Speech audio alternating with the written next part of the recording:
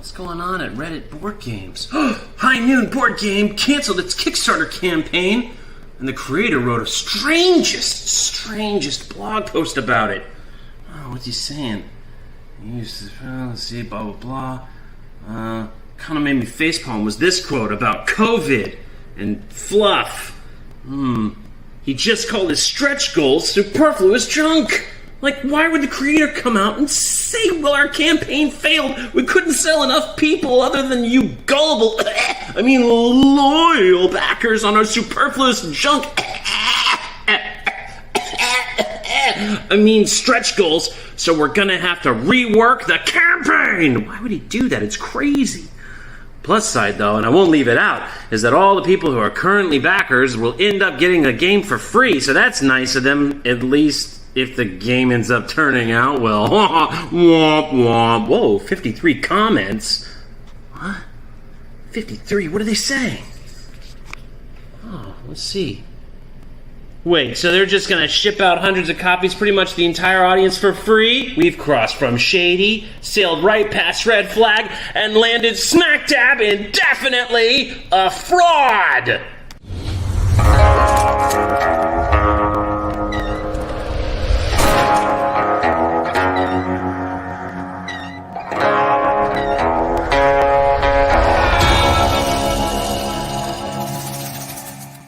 It's true. We've heard it. We got it. It's been posted on the Reddits in the board game group. High Noon is a scam. It's a fraud. Nobody believes it's actually going to happen, and it's on the internet, so it must be true.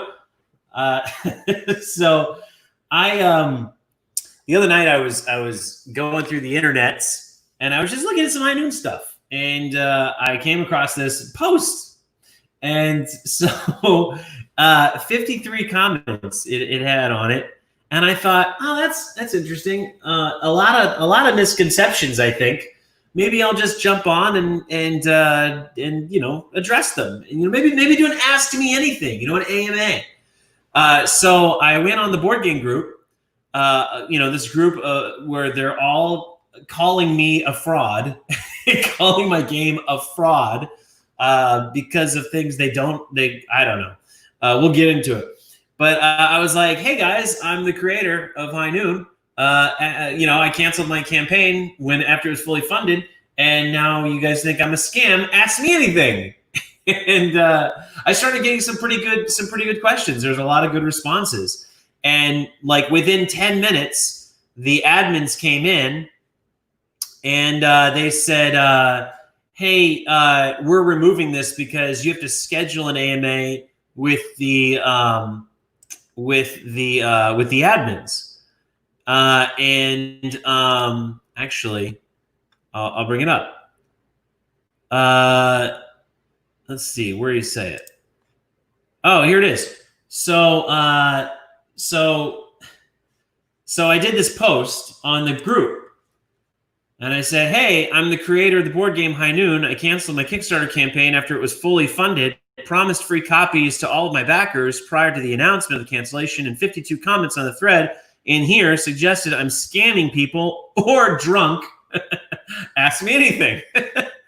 and I got about 18 comments. And then while I was in the midst of answering the questions, which are great questions, this person, friends, habits, family, I don't know who that person is, but apparently they're a moderator. They got the fancy shield. Said, hey there, I removed this post. If you'd like to schedule an AMA, please message the mods, and we'll help get it set up. We will help get it set up. And that was 2 days ago. So I messaged them, and I said, hey, let me see if I can pull that up. Let's see, where's the sent? Where's my sent box? This is the thing about Reddit is I'm such a boomer. Okay, so I sent this message to the group, and actually I messaged that person. This. I was like, hey, I came across this thread a bunch of people I don't know, I've never met. They're calling me shady, scammy, all sorts of nefarious names because I canceled my Kickstarter campaign. I included the link.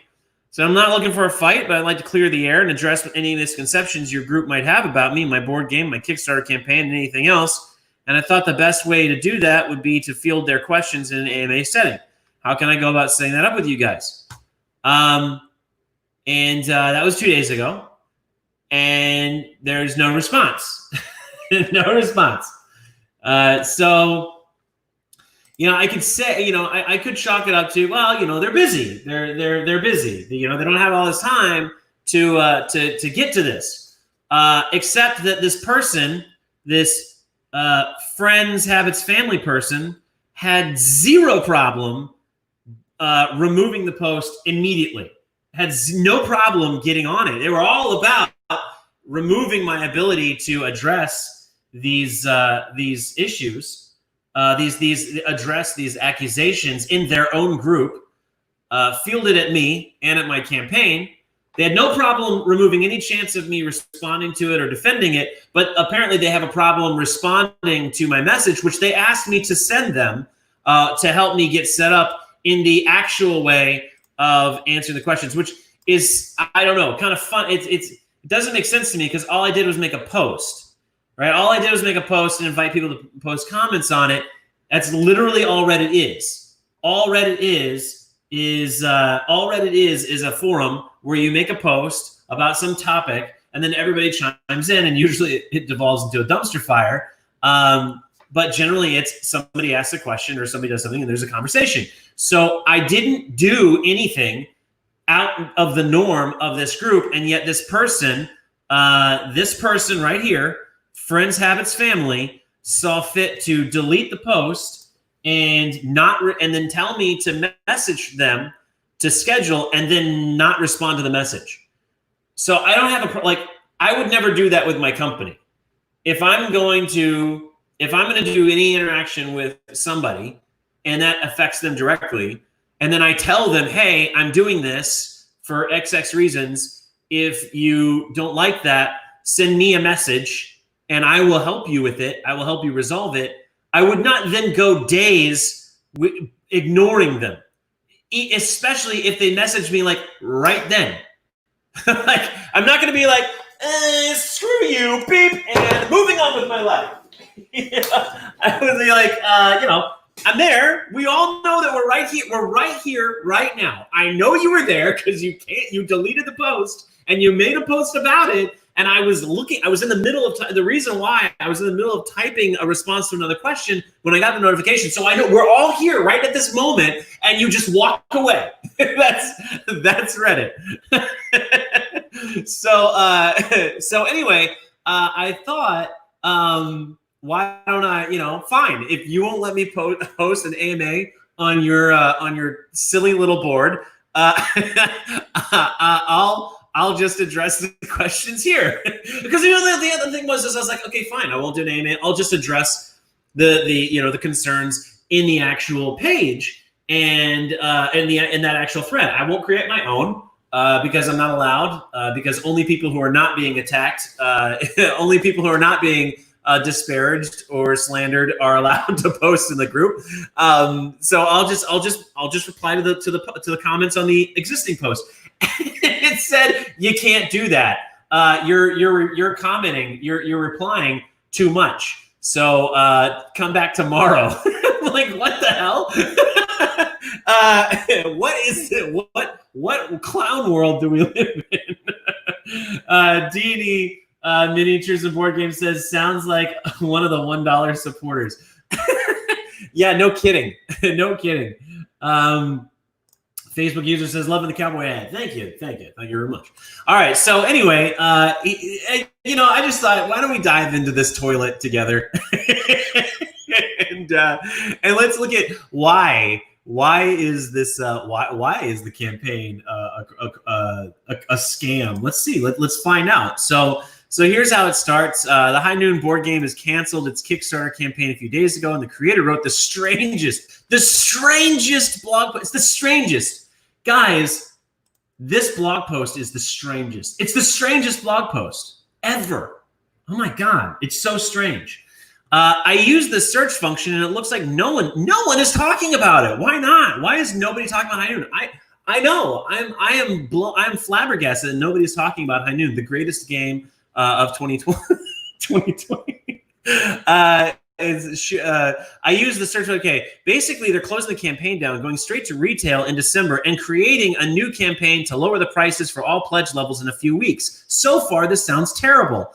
What made me kind of facepalm was this quote.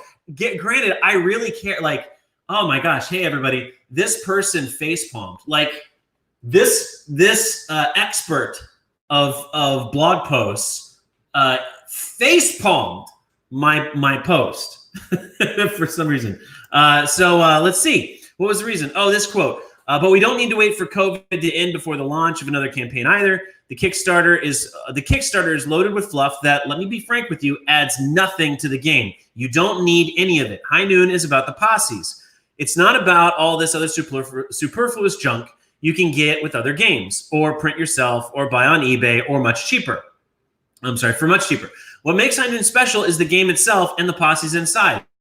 Clearly, this is a facepalming statement. This is obviously telling somebody that the value of the game is, as the creator, is something that you're not supposed to do. He legit just called his stretch goals superfluous junk. No, I didn't. That's not at all what I did. So let me get this straight. What made you facepalm was the fact that you don't know how to read. Okay. Okay. Let's see. Why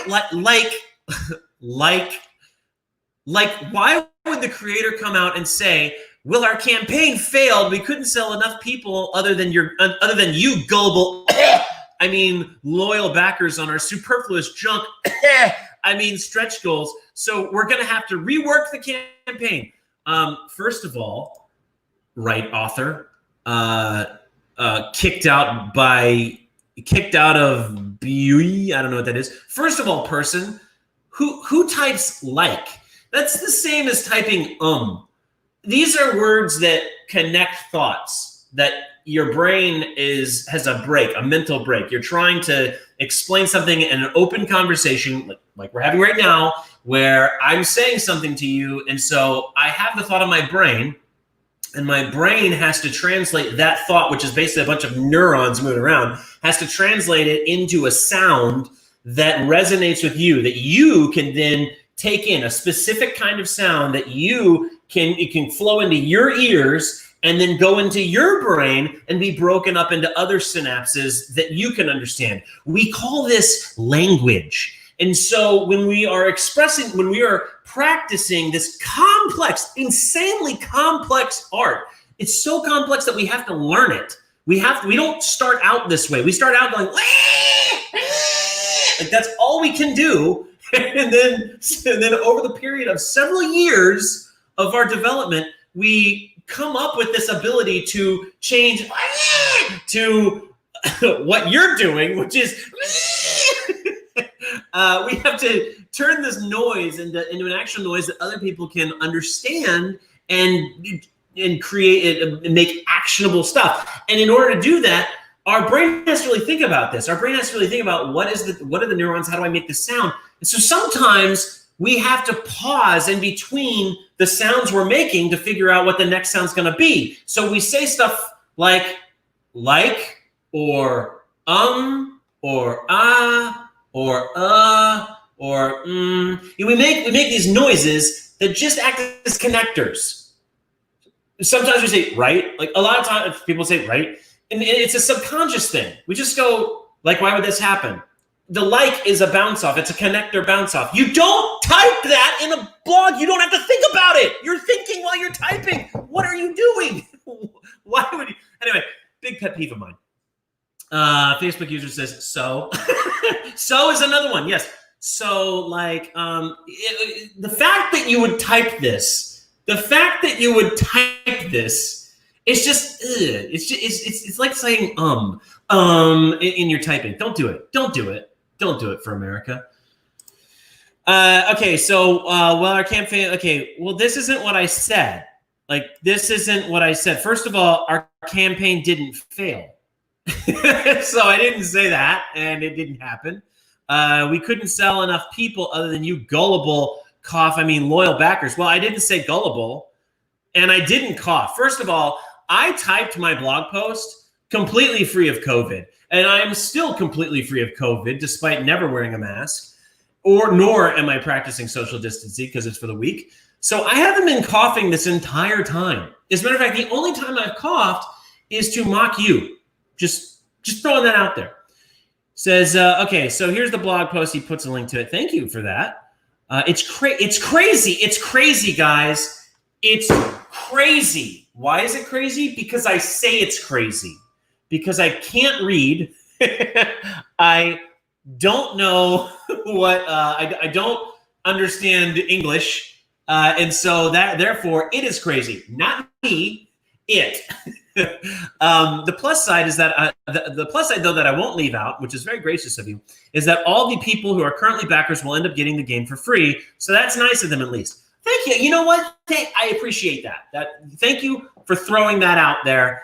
If the game even ends up turning out well. You know what? I hope it does. I hope it turns out well. We'll see. So let's go into the comments. We'll see what's happened here. So Simmer told, if I were to have a guess, their funding goal was artificially low in the hopes of convincing more people to back and get the stretch goals, which were already a planned part of the project. Get them unlocked with the amount of money they actually needed for their business plan being somewhere around the last stretch goal. So despite being fully funded, they didn't actually fully fund the money they needed. Well, yes and no. The stretch goals, the posses are in the plan. Okay, so this is fair. This is all fair. So the posses are planned. All the expansions are in the plan. The thing is the plan is like a 10-year plan. So we're not planning on you don't launch a campaign you don't launch a Kickstarter campaign to release your base product. Ever. Nobody does that. You do a Kickstarter campaign, you have your base product, and then you do a Kickstarter campaign. Some people do a Kickstarter campaign to fund that product. Great, fine, no problem. Some people do a Kickstarter campaign to see how much more they can launch out the gate. Because who doesn't like more? Apparently this weirdo.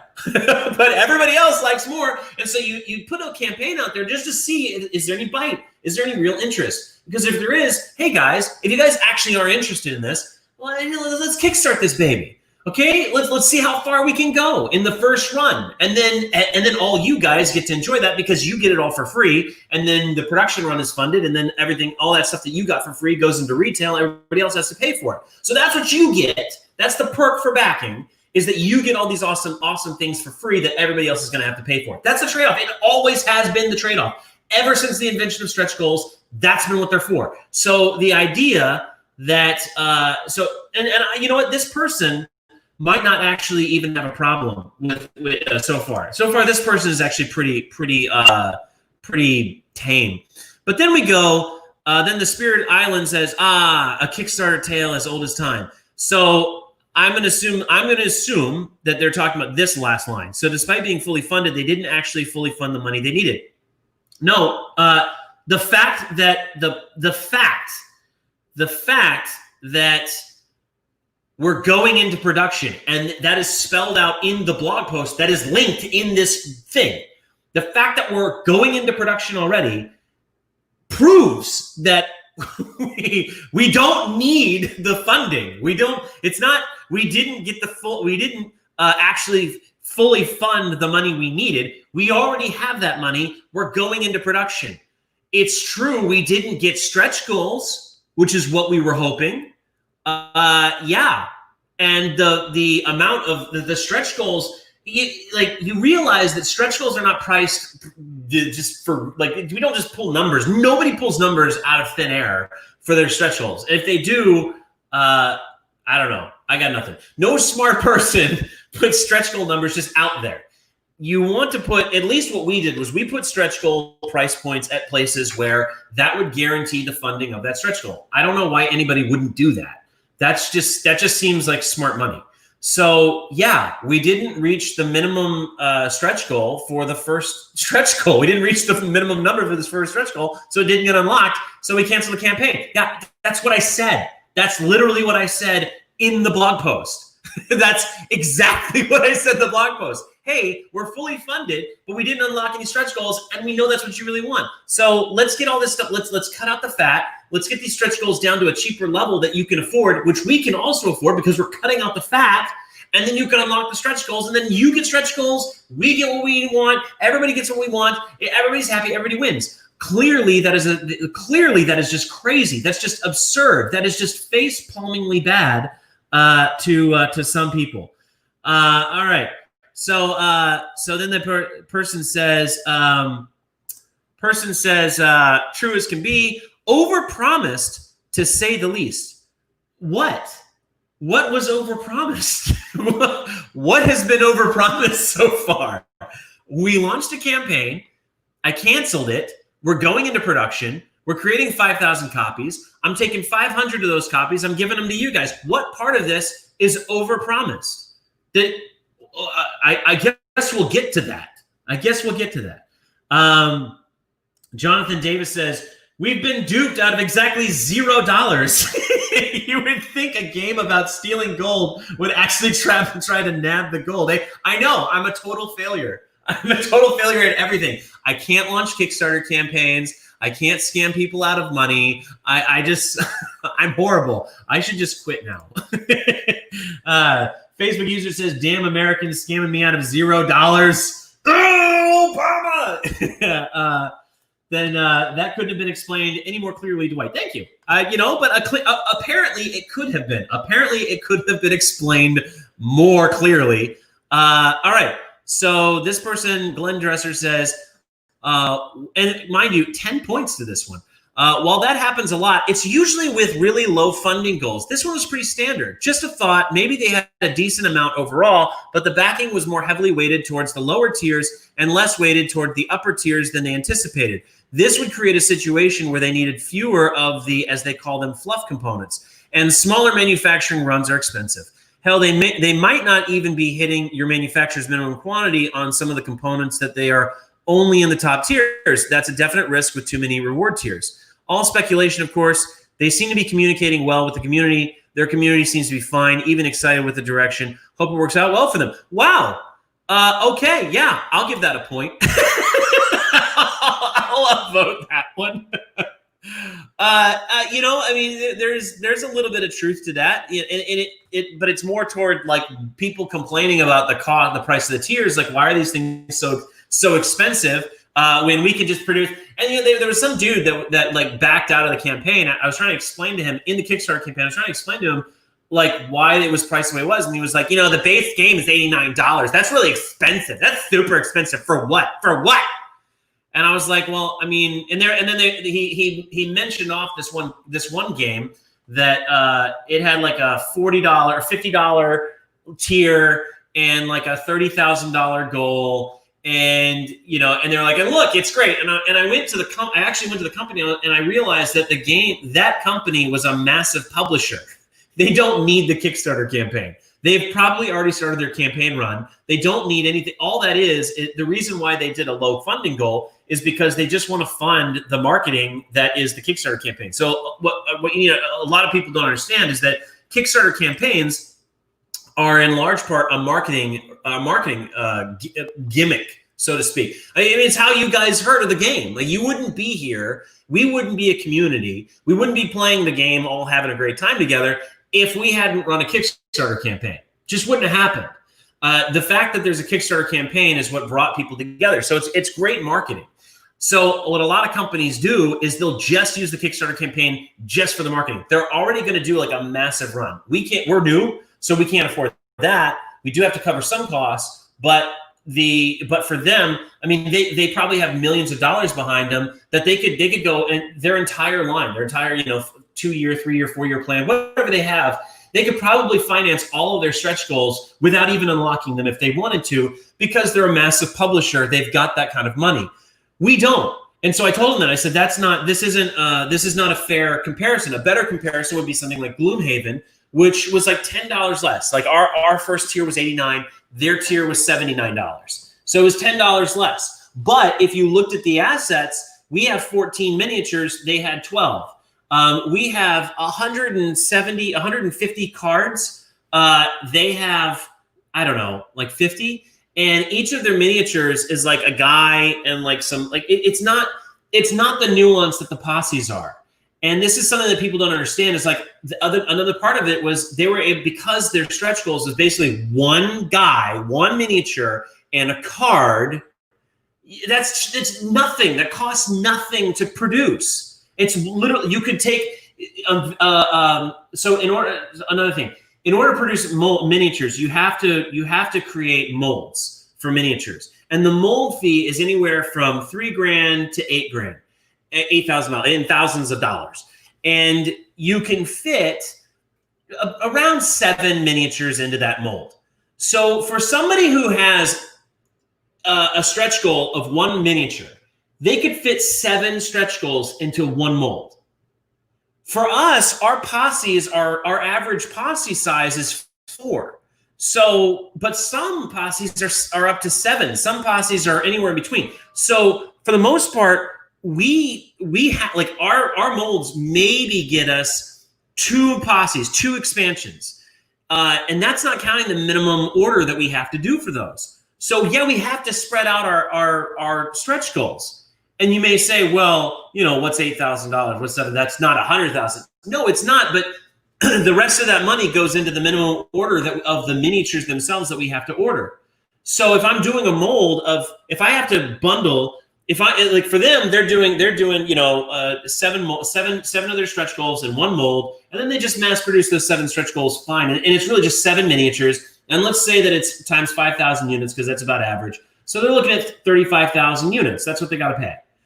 Well, our posses are 4, let's say average of 4. That means that our molds are average of, it takes us, we have to do, we can't even do 2 posses in a mold for the most part. We have to be very strategic. Like if we'll try to find a posse of 3, fit it with a posse of 4, and then we can get a mold. But now we have to produce all those posses, all the miniatures. So that's and when you're doing uniques, you're going back into the 35. Now you're at 70,000 units because we're doing each individual posse. So it's exponential. Well, the difference that's what we have to deal with that Gloomhaven did not. And that's not hating on Gloomhaven. I'm sure people seem to love the game. I mean, there's so much so that they just raised $13 million on their last campaign. More power to them. They seem like really good guys that love making games. But even in comparing them to High Noon, we have more to offer and we have more to produce. It costs us more to produce it, and we are offering more in terms of nuance in the game and in terms of assets in the game. So $79 for 12 minis or $89 for 14, and plus all the other assets within. It's just, I mean, if anything, they're right there, they're parallel almost. It was a fair price, but it was too expensive.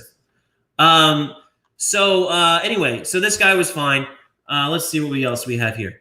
Then he goes, okay, so then he's like, oh, hope it all works out. Yeah, then he goes, yeah, this person, yeah, but the fact that he's sending 500 people the game for free plus shipping kind of throws all that out the window. I think actually he's replying to somebody else up here. This person says it might sound pessimistic but for now, the only fact is that he said he's going to send the games for free. So he's pessimistic about that. Okay. So, let's play this out. So what if I don't send the games out? Okay, guys, I'm going to, don't worry. But so what if I didn't? Who's been scammed so far?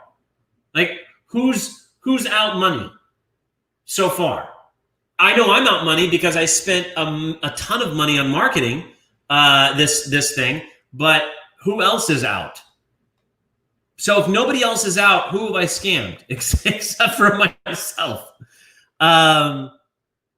Let's see. Not to mention the fact that if they're going straight to retail without the Kickstarter, then they had the funds already and shouldn't have even used crowdfunding. I hate the way crowdfunding has basically become a way to guarantee the sales are there before committing to costs. An underhanded way to sell your product without risking your own capital. Yeah. How dare you be smart? How dare you be clever and smart and find a way to finance your stuff with low risk while rewarding people who pre-buy your game and support your cause with free stuff. Yeah, I hate it. I hate it. Imagine being this brain dead. I mean, imagine being this simple, like, I can't even wrap my head around the disconnect here of what this guy's trying to say. So this is the way Kickstarter works. I've explained that. Most people don't need it. I'm telling you, Frosthaven did not need the money to produce Frosthaven. They knew that they could do it. They knew that if they launched the campaign, they'd get a lot of money. And I say that, heck yes, more power to them. And I absolutely plan to do the same thing. We're going to launch this one. It's going to be awesome. We're going to deliver the product to people. They're going to love it. And then when we launch our next game, all those people are going to be super excited. The people who missed out are going to be super excited. They're going to jump in, and we're going to raise a whole ton of money. And we're going to keep doing that over and over and over again. And we're going to print money left and right by creating games that everybody loves, and everybody's going to be happy. The supporters are going to get the games. They're going to get stuff for free. And I'm going to get tons of money because I'm making people happy. And then all of my people who work for me, all the artists that work for me, they're going to get paid. I'm going to throw them massive bonuses. Everybody's lives are going to be infinitely richer. And yes,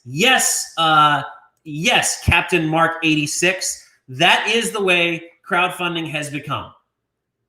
And that is awesome. There is nothing underhanded about that at all. Let's see. Kerrigan says he legit called his stretch goal superfluous junk. Oh, she's quoting, or Kerrigan's quoting. Well, to be fair, he's not wrong. For virtually all board game Kickstarters, the stretch goals are super expected and super required as pledgers expect them, but they always fall into one of two categories: superfluous junk or pieces intentionally hacked off the main game to sell stretch goals. Yeah, that is true. That is what most Kickstarters have become. However, that's not what we did. As a matter of fact, we purposefully went out of our way to not do that. When we first set out to do a Kickstarter campaign, we looked at Kickstarter campaigns that, raise money. We looked at people's feedback of the Kickstarter campaigns, and what we found was that people were complaining about the fact that they felt like they were being cheated, like the actual game wasn't a game. It wasn't game enough. And all the stretch goals was where the game actually was. And so this was just a big gimmick to raise a bunch of money. It was just a big cash grab to get to, and you had to get to the stretch goals in order to enjoy the game itself. And we didn't want to do that. And we didn't have to do that. I believe that I created a good game here that stands on its own merits that you can enjoy without any stretch goals. As a matter of fact, I've been playing game after game after game after game and winning. And I understand that's not fair, but I'm training these people, okay? They will beat me someday, and I will be like a proud father when that happens. But we're having a blast playing this game over and over and over again. And we haven't used a single expansion, not one. It's the core game. I've spent hours upon hours with people. We have a great time. It's a fun game. You don't need the stretch goals. You don't. But they're fun and they're awesome, and they do add nuance to the game. So yeah, you want them, and they can only add. And really what I'm looking for, the reason why I created them is because I want longevity. When I looked at Epic Duels, which I grant a large amount of credit to the inspiration for High Noon. It was one of my favorite games as a kid. And where is it? It's out of print. Freaking why? Why is Epic Duels out of print? That is a money machine. It's out of print because the creators of the game didn't have the foresight to have a long-term vision for it. So they left it up to the community to do it. So there is actually this huge community of Epic Duels fans who are creating these extra teams, and they've even created software to create their teams and stuff. And they're keeping the game alive, and it's amazing. And if these people who had made Epic Duels had just had a little bit of foresight, they could have been cashing in on that and probably producing these teams at great levels of quality that these people would have been happy to buy. But they didn't do that, and so the game is nowhere to be found. I don't want that for High Noon. I want High Noon to be around for the next 10, 15, 20 years. I want High Noon to sell to a major company for hundreds of millions of dollars like Settlers of Catan did. Okay, because I do want a private island and a yacht and a great life for all my kids. But you don't get that by thinking only 2 steps ahead. You got to think long term, and that's where High Noon is. High Noon thinks long term, and so the way we did long term was we did these extra posses, which you do not need. Just like you don't need all these other extra teams for Epic Duels. It's a great game that stands on its own. It just doesn't have longevity in terms of like years, decades of like newness. And that's what I wanted. I wanted freshness. So these are not pieces that are intentionally hacked off the main game. As a matter of fact, they take a lot of time to think about because there's a lot of nuance in them. It's a lot of effort to create them. So I didn't hack them off. I'm building them in. And they're not superfluous. So this is for most Kickstarter campaigns, this is probably true, but it's not true about High Noon. What is true is that High Noon did have superfluous stuff. Okay, look, it's not this guy. He's not superfluous. This is Grizzly Greenwood. This is one of his wolves, Loki. Okay, he's pretty awesome. He's going to be a stretch goal. He's not superfluous. Here's superfluous. Ready? This thing. This is superfluous. I don't need it. Probably broke. I don't care. It did. Yeah, because I don't need it. This is another thing. It's a door. Oh, door. Oh my God, look at this door. It's so amazing. Let me spend $80 so that I can have a door in my game. I don't care. I don't care about doors. This is another thing that's superfluous. Right here. Okay? This is a 3D chip. This is slightly less superfluous because I designed this myself and I'm very proud of it. And I do think I think it adds a level of flair, but it's not necessary. Play the game on Tabletopia and you'll see that the cardboard chips that these would take the place of are just fine. Humanity has existed for hundreds of years with cardboard, or maybe not hundreds, but decades, entire generations having great times together with cardboard chips and chads. You don't need plastic chips and chads. Cardboard's fine. So this is technically superfluous, but I'm going to include it as an optional buy. It's just not going to be in the main game because I don't want to this is a cost. I have to do a mold. Can you believe I got to do a mold for this? Just to produce this thing, I have to pay about $3,000 and then order like 1 million of these little things just to make this. Or I can just get them to cut cardboard. Okay, I want you guys to enjoy this, but I'm not going to put it in the baseline in the base pledge. Because it's going to artificially drive the price high, and it's not really going to affect the game itself. The gameplay stays the same with the cardboard, so that's why I classify it as superfluous. Okay, that's what I was talking about.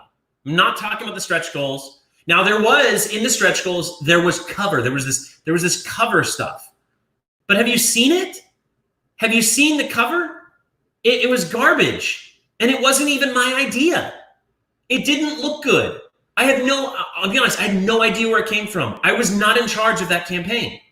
So it was added because, a long story I don't want to get into, but it represents nothing about High Noon, and it's not necessary. And when we do release the 3D kind of stand-ups for that stuff, it's gonna be different, and you'll understand it, but it's not gonna be that, and it's not gonna artificially build in costs. And it's going to allow us to put actual posses in the place of those things. So anyway, hang on a second. Let me look at some of these. Let's get some of these comments. Let's see. We've got Rob says, Flying Frog promotes Shadows of Brimstone with Kickstarters. I don't know who Flying Frog is. Tell me more about that, Rob. Yes, I'm excited about your ideas for a new funding campaign. This is the most cost-efficient mini-based game approach I've ever seen. Thank you. Thank you. You know, this is my first time, and this is a qualm in these comments. But people are talking about how, oh, this guy's he's a first-time game creator, major red flag. Well, yeah, okay, yes, it is my first time creating a game. It's not my first time starting a business. It's not my first time creating products. I come from a product manufacturing background. I come from a product design background. So I've designed products, I've taken them to market. I understand how it works. I understand how manufacturing works. I understand how marketing it works. I understand how selling it works. I have relationships with factories overseas. At one point in time, I would go overseas and spend 2 months. I would spend 2 months in Guangzhou just visiting with my factories. I have the expertise in production, and I understand how cost effectiveness works. I gave away control as a mistake to somebody who didn't. And when at the end of the day, when all of their plans, all of their trust me, bro, this is going to work, didn't work out, I took back control and said, enough. The game didn't even resemble at that point what I set out to create. So I took control of it, and you will see what that looks like on the new relaunch, or you can jump in the Facebook group and you can play the game on Discord, and you can see for yourself as we roll out the actual value of the game. But part of that was understanding basic business, fundamentals of business and cost effectiveness. And that's that needs to be at the core of everything. And so, so thank you, Rob. Thank you for noticing. A lot of people don't. Facebook user says, it is indeed a scam. It will be the first and only time some people would be happy to have been scammed. If it is. I'm assuming that says if it is. Yeah, I hope to make a lot of people happy. Brian says, I feel so scammed. I lost the opportunity to give money to an indie developer, and all I got was an awesome community. All I have is this crappy t-shirt full of all the names of all the new friends I made. Who are all having fun playing this game that we didn't pay for. Facebook users, they're all crying in their mom's basement because they only have backed $1 and they only backed zero. I'm going to say $0 because they didn't back anything and they get no free game. Daniel says, why does it matter to people if you could make it with or without Kickstarter? I mean, there is nothing wrong with doing a crowdfunding campaign to gauge fan support before diving headfirst into it. Absolutely. And actually, this is basic marketing 101, market analysis. You have to, you gauge the market to see if there's actually any interest. Generally, you would spend a ton of money on that, on these market researchers, and then there's no guarantee that even then, if they come back with reports, there's no guarantee that that's going to convert. So Kickstarter is a great way to gauge the market and generate conversions. And generating those conversions doesn't just generate your pre-sales. Yeah, that's great. But what it does show is it shows that people are willing to pay for that thing. And you can gauge how many people are willing to pay for it based on how many people you're reaching out to and how many of those people convert. It gives you a good idea. It's still not like guaranteed science, but it is an efficient way to gauge the market. Yes, Kickstarter is a marketing thing. I'm being transparent with you, which apparently people have that's another thing people had a problem with in this thread. Frank says, would you consider doing 2 to 3 versions of the core game with different sets of starting posses? No. No. Only because there's oh my God, that would just take so much work. I don't want to do it. It took a lot to structure the core game as it was. And this is actually something we talked about early on, was whether or not, because one of the guys was like, well, let's just add another posse in there. Or let's just, he wanted to put the Bandero Blondes in the game because some people were complaining about a lack of representation. And I'm sorry, but I don't care about what 4 blue check marks on Twitter think about representation in a freaking board game about cowboys and Indians pew-pewing each other on cardboard. I don't, oh my God, I don't care. So the thing about the Bandera Blondes is it's not about the fact that they're women. And this is what I had to struggle to explain to this person, was the Bandera Blondes are not about representation of women. They're about introducing a posse that uses shotguns, pistols, and rifle rounds all in the same posse. That's what they're about. And they introduce elevation, which is a whole new game mechanic in the game. That's what that posse expansion is about. It's not about having females in the game. And so by putting them into the game, there's a lot of these things that they introduce run the risk of kind of counterbalancing these other posses that were designed to balance out each other. So it just didn't make sense. And I put my foot down on that. If you want the posses, you're gonna there is having said that, Pascagoula Ridge, which is the first expansion, introduces 4 different posses as well. And they're kind of sort of mirror posses of the first 4 with variations, slight variations, some not so slight. It's definitely new flavor. It's fun, and it kind of introduces you to the idea that, oh my gosh, there could be more posses in this game. Then the other posses are rolled out individually. Rest assured, all of this stuff is going to be affordable. My goal from the very beginning was to make sure that all these things were affordable to anybody, whether they were an adult with a 9-to-5 or a kid that's scrounging up, lawn mowing money, or chores money, and he wants to go to the store and get him, get an expansion for his game. That is the price points that I want. This game is meant to be played by an ages 9 and up. It's meant to be affordable to ages 9 and up. So yeah, so while there won't be other posses in the core game of different kinds, you will be able to afford to purchase them. Stuart says, I care about doors. Well, Stu, I don't know what to tell you. I don't care about them. No, look, the thing is you can get, there's a couple of options here. One, you can, we're going to put optional buys in there. So you can buy the doors. I've got a designer who created doors. These weren't even the doors, guys. This is the other thing. Like, I was just trying to print some doors so that we could, okay. First of all, the idea of stand-ups in High Noon is not going to look like that. So people like 3D doors. High Noon is not the game for you. I mean, it is the game for you because I know you love the game. But if you're buying a game for 3D elements of doors and windows, don't buy High Noon to get those assets. Because the way that High Noon is going to be designed, it's very stylized. It's a 2-dimensional comic book style game. So when we have stand-ups, those stand-ups are going to be flats, 2-dimensional flats with beautiful imagery on them, but they're going to be flat. And they're going to be, and the way that I see it is, it's not like a bunch of walls, it's just the fronts of the buildings. Because when you're eyeing down a dude in a duel in the West, you're in the main drag, and all you got are these fronts of buildings on either side of you.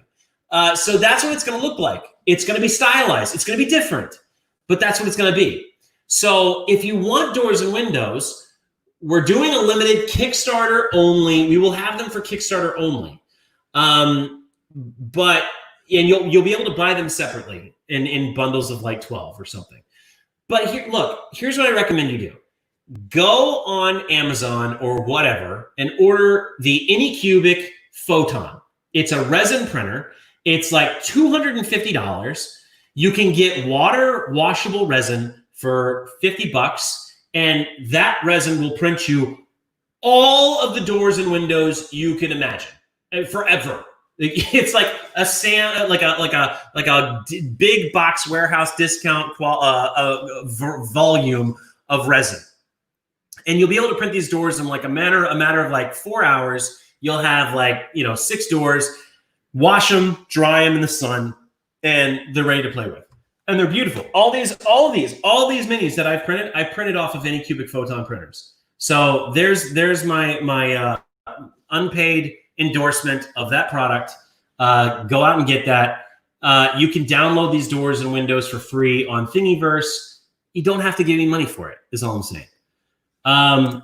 Let's see. I do care about the doors too, but I would pay extra or hope for a standard SG. I don't know what SG means. It says, also, this is probably the most transparent I've ever seen a creator in my experience of Kickstarter campaigns, and I appreciate the hell of that. Thank you, Daniel. It's a risk because there's a lot of people that the conventional wisdom is don't show your cards. Don't show your cards. And I'm going to tell you, I'm not showing you all my cards. There's some things I'm not going to get into. I may decide to get into them, but I'm not getting into them now. But I'm done. I'm done playing this game that I was forced to play for the last year, where it was sit down, shut up and take it, and let us drive the narrative. And that narrative is going to be vanilla with 0 personality and no transparency. And everything is going to be spin.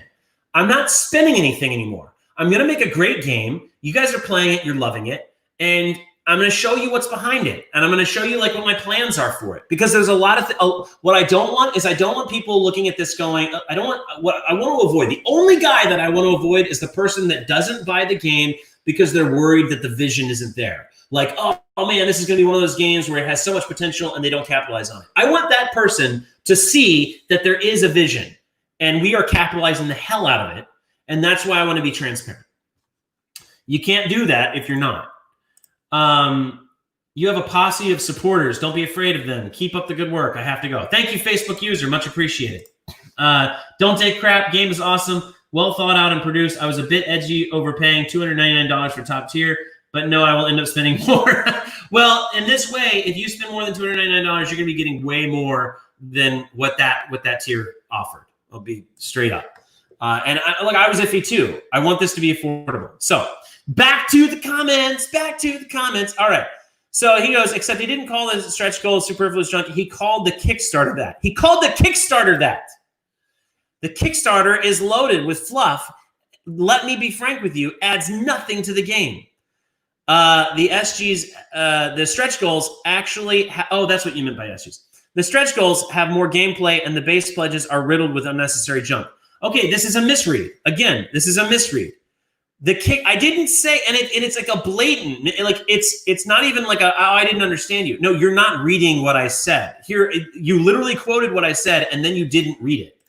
So you say that I called the Kickstarter superfluous junk, but even in the quote, I don't say the Kickstarter is fluff. No, I said the Kickstarter is loaded with fluff, and it is. It's loaded. It was loaded with fluff. It had windows and doors and 3D gold bars and 3D chips. And yes, these things add insano amounts of cost.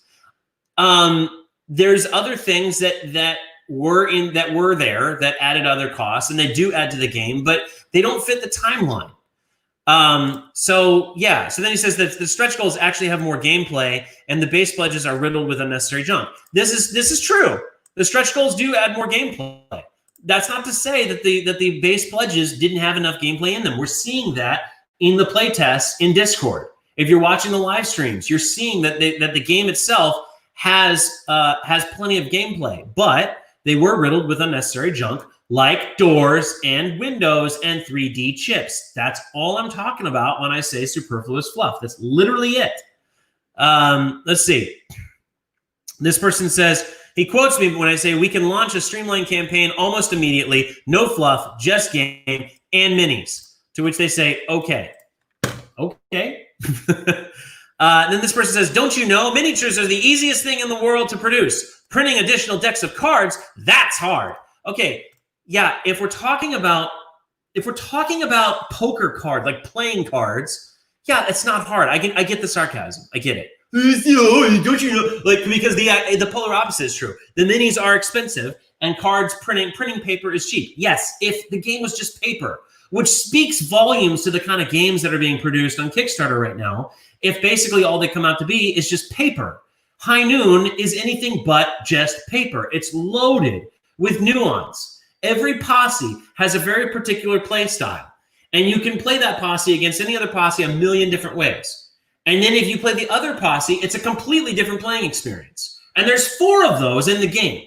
And on top of that, there's your loot crates that add an insane amount of variety to the game. So it's not just printing additional decks of cards, you dolt. As a matter of fact, if you looked at the stretch goals, you'd see that the stretch goals don't even show cards. I don't understand. I do understand. No, dude.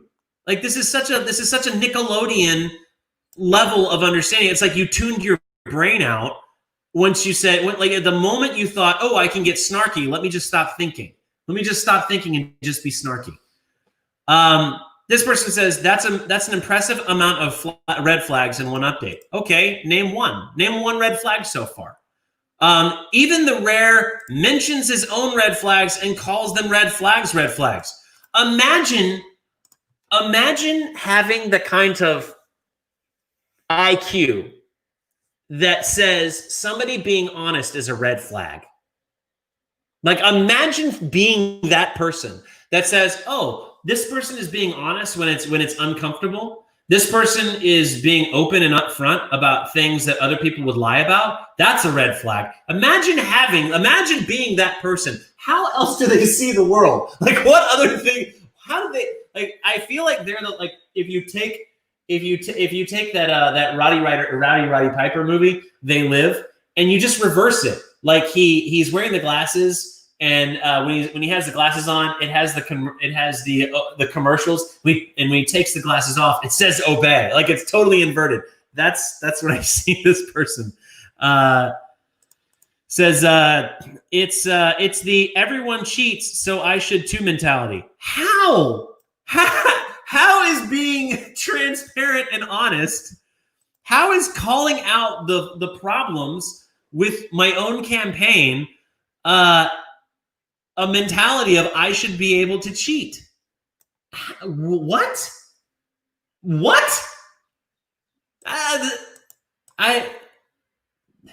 Okay. let me just pull one out. Okay. Either he was visited by the ghosts of Kickstarter's past, present, and future, or he's trying to avoid giving Kickstarter their cut by canceling the campaign and taking the mailing list to sell them on the side. You know, like he's suggesting he'll do. Wait, okay. Wow. All right. So this is a boomer. Okay, boomer. This is the year 2020, and you think that selling email lists is actually still a thing? That is still a thing. You think that it is, that I can make money off of selling emails? Let me explain something to you, Rustic Moose. I have 24,000 emails. Okay, 24,000 emails. If I wanted to sell them, if I had any intention of selling them, I would have already. But here's the thing, Rustic Moose, it doesn't stop there. But wait, there's more. Of the 25,000 emails that I had, if we're going off of all this, if we're being skeptical, if we're truly being pessimistic about this whole thing, of the 25,000 emails that I had that are apparently worth money, 500 of them converted. And that's debatable, because I don't even know how many of those 500 actually came from the email list. It could be less. So yeah, they're not worth anything. These emails are not worth a dime. I do like the fact that I can send updates with them about the campaign to anybody who is interested. Of course, they can opt out at any time. I have no control over that. But yeah, I don't. What? I mean, I have a plan. You think that in the year 2020, that's actually a thing? It's actually a thing to sell emails. And then you say, you know, like he's suggesting he'll do. What a slander. What a libel. What a libel. Where in my entire post did I ever suggest that I would sell an email list? Where? Point to the line of dialogue, point to the text in which I said or suggested that I would sell my email list. Go ahead. We'll wait while we dive into more of these things. The ratings and threads on Board Game Geek for this are almost all new users saying super cheesy, goofy, clearly planted things to hype the game. And then he goes to these things, these quotes. Okay, yeah, I agree. Those are very goofy. I don't know if they're clear. They're super cheesy. I don't know if they're clearly planted. I don't know who they are.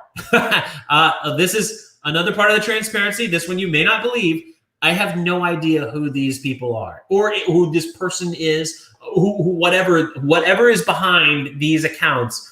I have nothing on this. I don't know who these people are. I do know that when we launched, we did do a call to action. They're like, "Hey guys, go! You know, we're on Board Game Geek. Go spread some love." And we did send that out to our people, our audience. These are not people who work for us. They're not on our payroll. They were just part of the group. Many of them are people that are watching the video right now. We said, "Hey, go show some love on the Board Game Geek." I have no idea what they said. I didn't know what they said. I didn't know what they would say. I didn't tell them what to say. As a matter of fact, I wasn't even the one. I don't think I was the one that posted it. I might have been. I'll say that I did. I don't know that I did.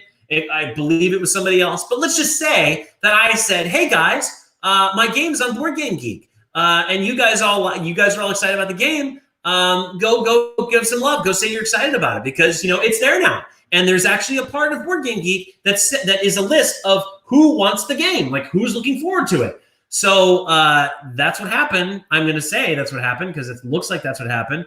And apparently Carol effing Baskin showed up and said, "Hey, all you cats and kittens, I killed my husband for this board game." And I think that is the best comment ever. And I wish that I had done that. I wish that was me.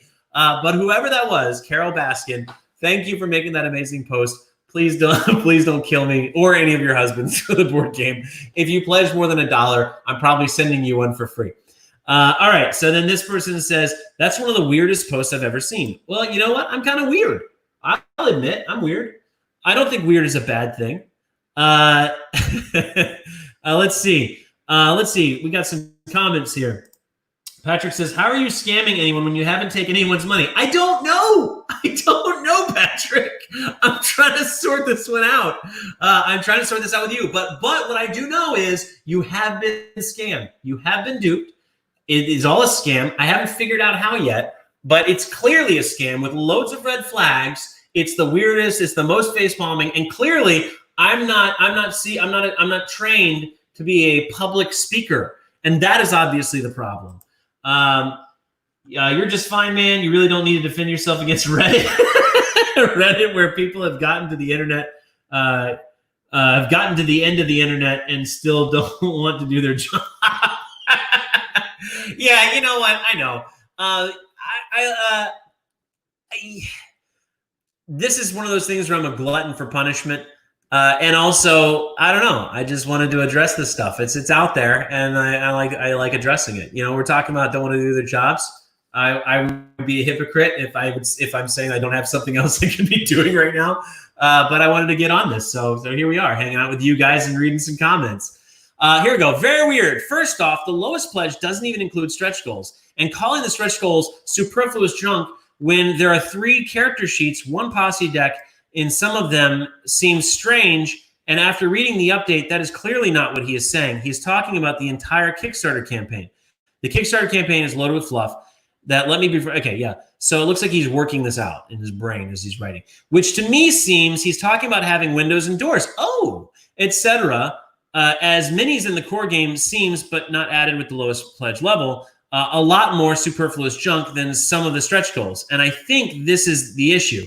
Too much fluff into the base game pledges besides the lowest pledge, which while the actual gameplay is hiding in the stretch goals. Okay, so no, because the actual gameplay is in the game, and the core game, the Buckaroo or the Grubstaker level, which he's talking about, it doesn't include the 3D chips, gold, doors, and windows, but it still included the minis. So that's it. Maybe that wasn't explained enough in the Kickstarter, but that was that. All right.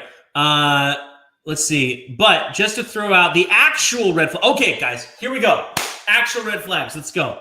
Blaming COVID for not enough pledges when you meet your goal is ridiculous. That's not on COVID for you expecting more than your set goal. Clearly, people don't see enough value at that price. Looking at other Kickstarters, COVID doesn't seem to impact them at all. And I doubt there is any metric to track that anyway. Just call it what it is, bad value, because gameplay is hiding in high stretch goals, and there's a lot of fluff in the pledges. No, I'm not going to do that, because in fact, what I was talking about when I mentioned COVID was the people who had pledged. These people had pledged. Many of them had pledged the all-in. They've gone all in at $300, and we had messages coming in, more than 1, more than 10 of people coming in and saying, hey, I pledged, I really like the game. Unfortunately, life is happening, with everything going on around the world. That's what they would say, with everything going on around the world, which I'm sorry, I'm saying that's COVID. They're like, my family's sick, or, I might lose my job next week where we're not sure, or, I just had to pay some medical bills, or, this, that, and that. They all had reasons where they downgraded from the $300 down to the Buckaroo level. They left. They went back. With the COVID, I wasn't addressing these people who didn't pledge. I was addressing the people who had already pledged a massive amount of money and then said, I can't do this because of COVID, And so I'm going to downgrade to something I can afford. And that was another reason why I released the Grub Staker, was to give them an even better option than the Buckaroo, because I saw that they wanted to pledge. They wanted to be a part of this thing, and they wanted to get the game. And I was like, you know what? We don't need all this stuff. I don't need your $300. I don't need your $100. Here, take the game for $40. That's what the whole plan was in the beginning. Here you go. So yeah, no, dude, whoever you are, I am calling it as it is. And yeah, I mean, there is part of the superfluous fluff, but sorry, COVID was a part of it, and acknowledging that is not a red flag. And you not liking that doesn't mean otherwise. And then he says, the creator is saying everyone, here's another red flag, apparently. The creator is saying everyone backing is going to get the game in whatever new form without having to pay. And on top of that, if you pledge the new campaign, they're going to triple to free, basically, your pledge. That seems like a lot of money. And if you have so much money to throw away, why would you cancel the current Kickstarter? I'm guessing it's to reduce prices overall, so also for retail. So again, this is somebody who cannot read. Because I didn't say, if you pledge, we're tripling your amount. I said, if you pledge on the first day and we achieve a goal that we have not announced yet by the end of the campaign, then you, as pledging on the first day, would qualify for the triple down pledge, for the triple rewards. That doesn't. I'm not. And if you think that what I'm saying is, and if we make $5, you're going to get 3, you're an idiot. I'm talking about millions of dollars. I don't know how many millions yet. Okay? I'm saying, hey guys, and this is a stupid perk. This is something that probably won't even happen, but it's just something for the guys who believe in the project, just to add a little more excitement, because hey, you're already getting the game for free. And if you're already getting the game for free and you're coming back to support the game, it's not about you getting free games and free stuff. It's about you. You are literally a person who wants to back this thing and support it. And for that, I want to say, hey, thank you so much for doing that. You really didn't have to, because you already have the game. I already sent it to you for free. So thank you so much. And by the way, because you did that and we got over this massive hill, and oh my God, did you see we raised $5 million?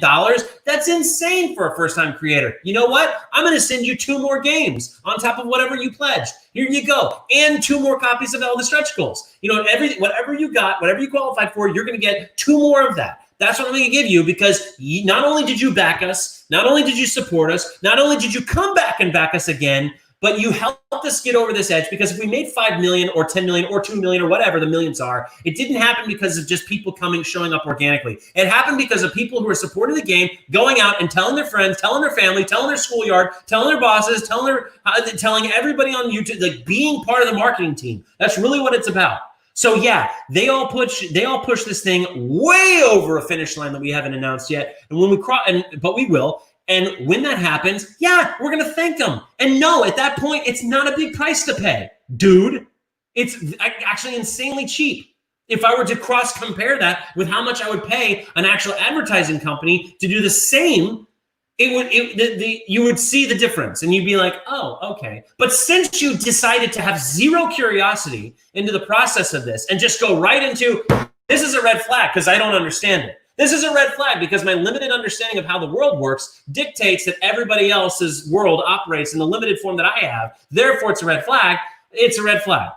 No, dude, it's not. It makes perfect sense to any rational human being that has a modicum of curiosity and an open mind to say, hey, maybe I should reach out to the creator and ask, hey, what was your thoughts on that?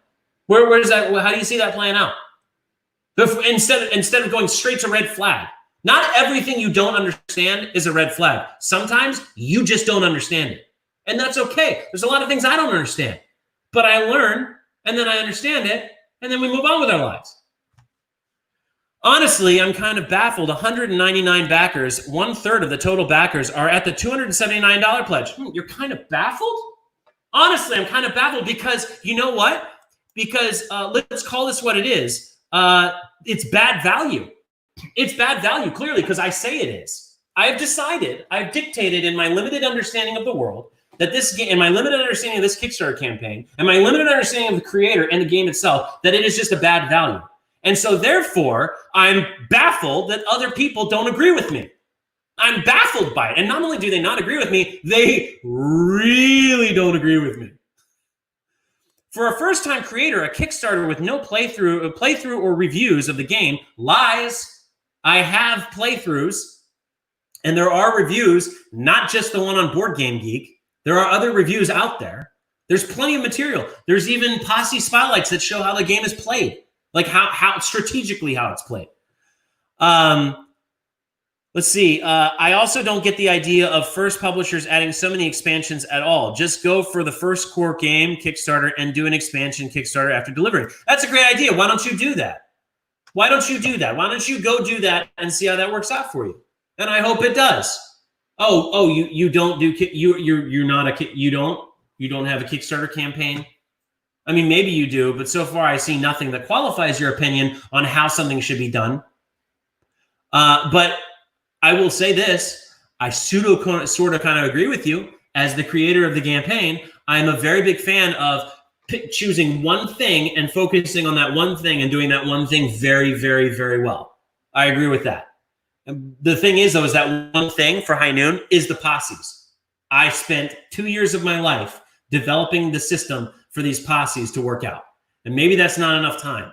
But I feel like it was, and I've developed a lot of posses, and I would like to introduce them. And here's the thing: they work. I play tested them, hours and hours and hours of play testing, not just with the group, but with we have a data scientist on staff. He's got a brilliant mind. He breaks down code. He looks at these posses like Neo looks at code in the Matrix. So I'm able to break these things down and make sure that that these things are balanced as close to balance as humanly possible, and they're very well balanced. I mean, we pretty much break them and then fix them and break them again. So why not introduce them?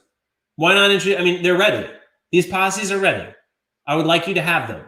Just because you don't want to do that or to operate that way, I'm sorry. If I'd be big into conspiracy theories, I'd entertain the idea there's fake backers into the mix, which is why they are giving away the game for free and tripling the pledge for the new campaign. Well, yeah. But it's not because you're big into conspiracy theories. It's because you're small in language comprehension. I wrote specifically that the triple pledge was predicated on a goal that must be met. And we haven't announced what that goal is. So you don't know. There's a lot of things you don't know, and you're jumping to conclusions. Just don't jump to conclusions. Like the Kickstarter page is right there. You could message us. We have a Facebook page. It's open. I interact with everybody there. I have this YouTube. I'm doing a live. Jump in. Let's have a conversation. But to just jump right, but to just immediately just pass all that and just go straight to this guy's a red flag and he's a fraud and he's a fake. No. This is why aliens won't visit our planet. Let's see. It says, this person says, to be fair, they added the lowest pledge without stretch goals mid-campaign due to criticism from backers and in attempting to attract more backers. It was not available from the beginning. This is true. And it is, and it was, I mean, we could say it was due to criticism. I did not want these price points to begin with. I wanted these low price points. I knew what we could afford. So yeah, when the criticism came out, I was like, see, and then we put them in. True, they should have been presented in a proper playthrough or review from the start. The trailers at least showed some play action. In the meantime, they have playthroughs for their YouTube channel. Thank you, person.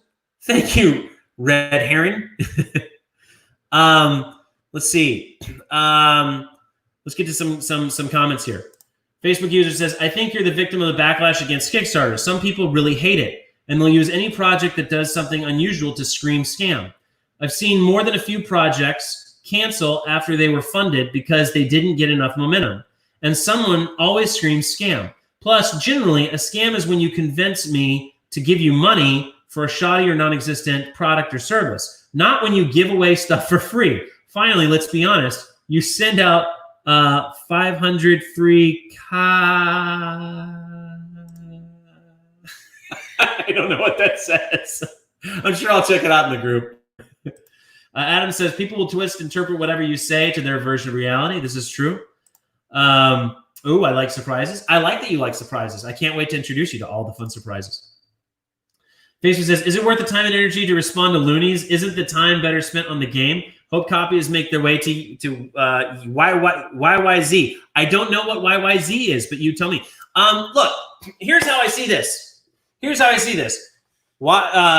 No, the time is not. No, it's not worth it. After I thought about it, and I after Reddit blog, basically told me, lied to me and told me that they would get back to me. I realized that, you know what? It is a waste of time to just go into Reddit. And why? Why give Reddit my content? I'd rather build my content. Why give Reddit my time by posting on their page or their forums and giving them spread? I'm going to respond to them here. And so people seeing this might be like, somebody might see this and go, oh, there's a thing called Reddit. Let me check that out. Beep, borp. But no, in this case, I'm adding to my own content. This is my show. This is High Noon Live. So I've turned this around. I flipped this. I flipped the script. I've turned their content into my content. So now I got something to talk about. And this is giving me a great opportunity to really open up a little bit more to you guys about what's really going on and being even more transparent. So none of these people are actually interested or are going to be interested in the truth. That's true. We acknowledge that. These are weirdos. These are all weirdos. There's a lot more weirdos out there I'd like to talk about. Maybe I will in some of the time. But they are certainly giving me ammunition to talk to you guys. And you know what? Who knows? Maybe somebody might have a doubt or a thought that falls in line with this, and we can talk about it. And this is a great way to do it.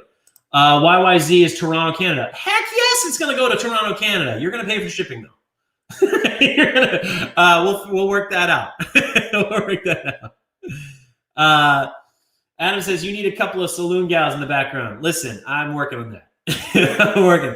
I mean, you know what? If nothing else than to trigger the 3 blue checkmarked weirdos on Twitter, I'll do it.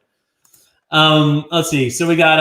I watched the campaign from months leading up to the Kickstarter, and it was always a bit overzealous from a first-time developer.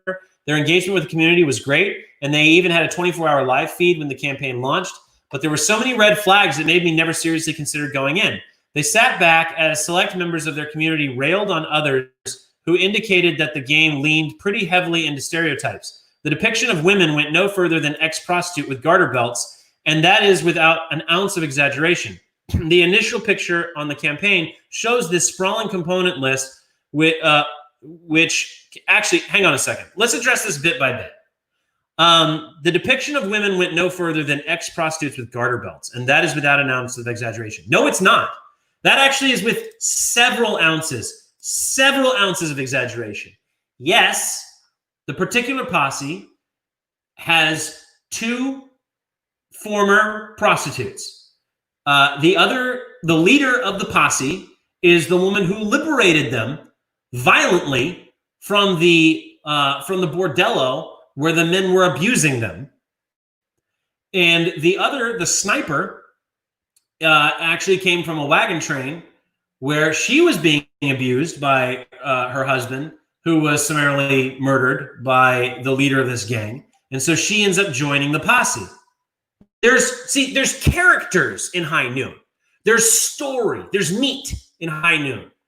But you're so stuck in this external vision. Like, it's not representation if the thingy isn't there, if the skin color isn't there, if the sexual orientation isn't there, if the identifier isn't there. No, I summarily throw that out the window. I do not accept this. Representation is representation of who the person is, not what they look like. You weirdo, you strange human being. That's not what representation is. Representation is what is on the inside. Representation is what are the ambitions of this person? What do they really desire?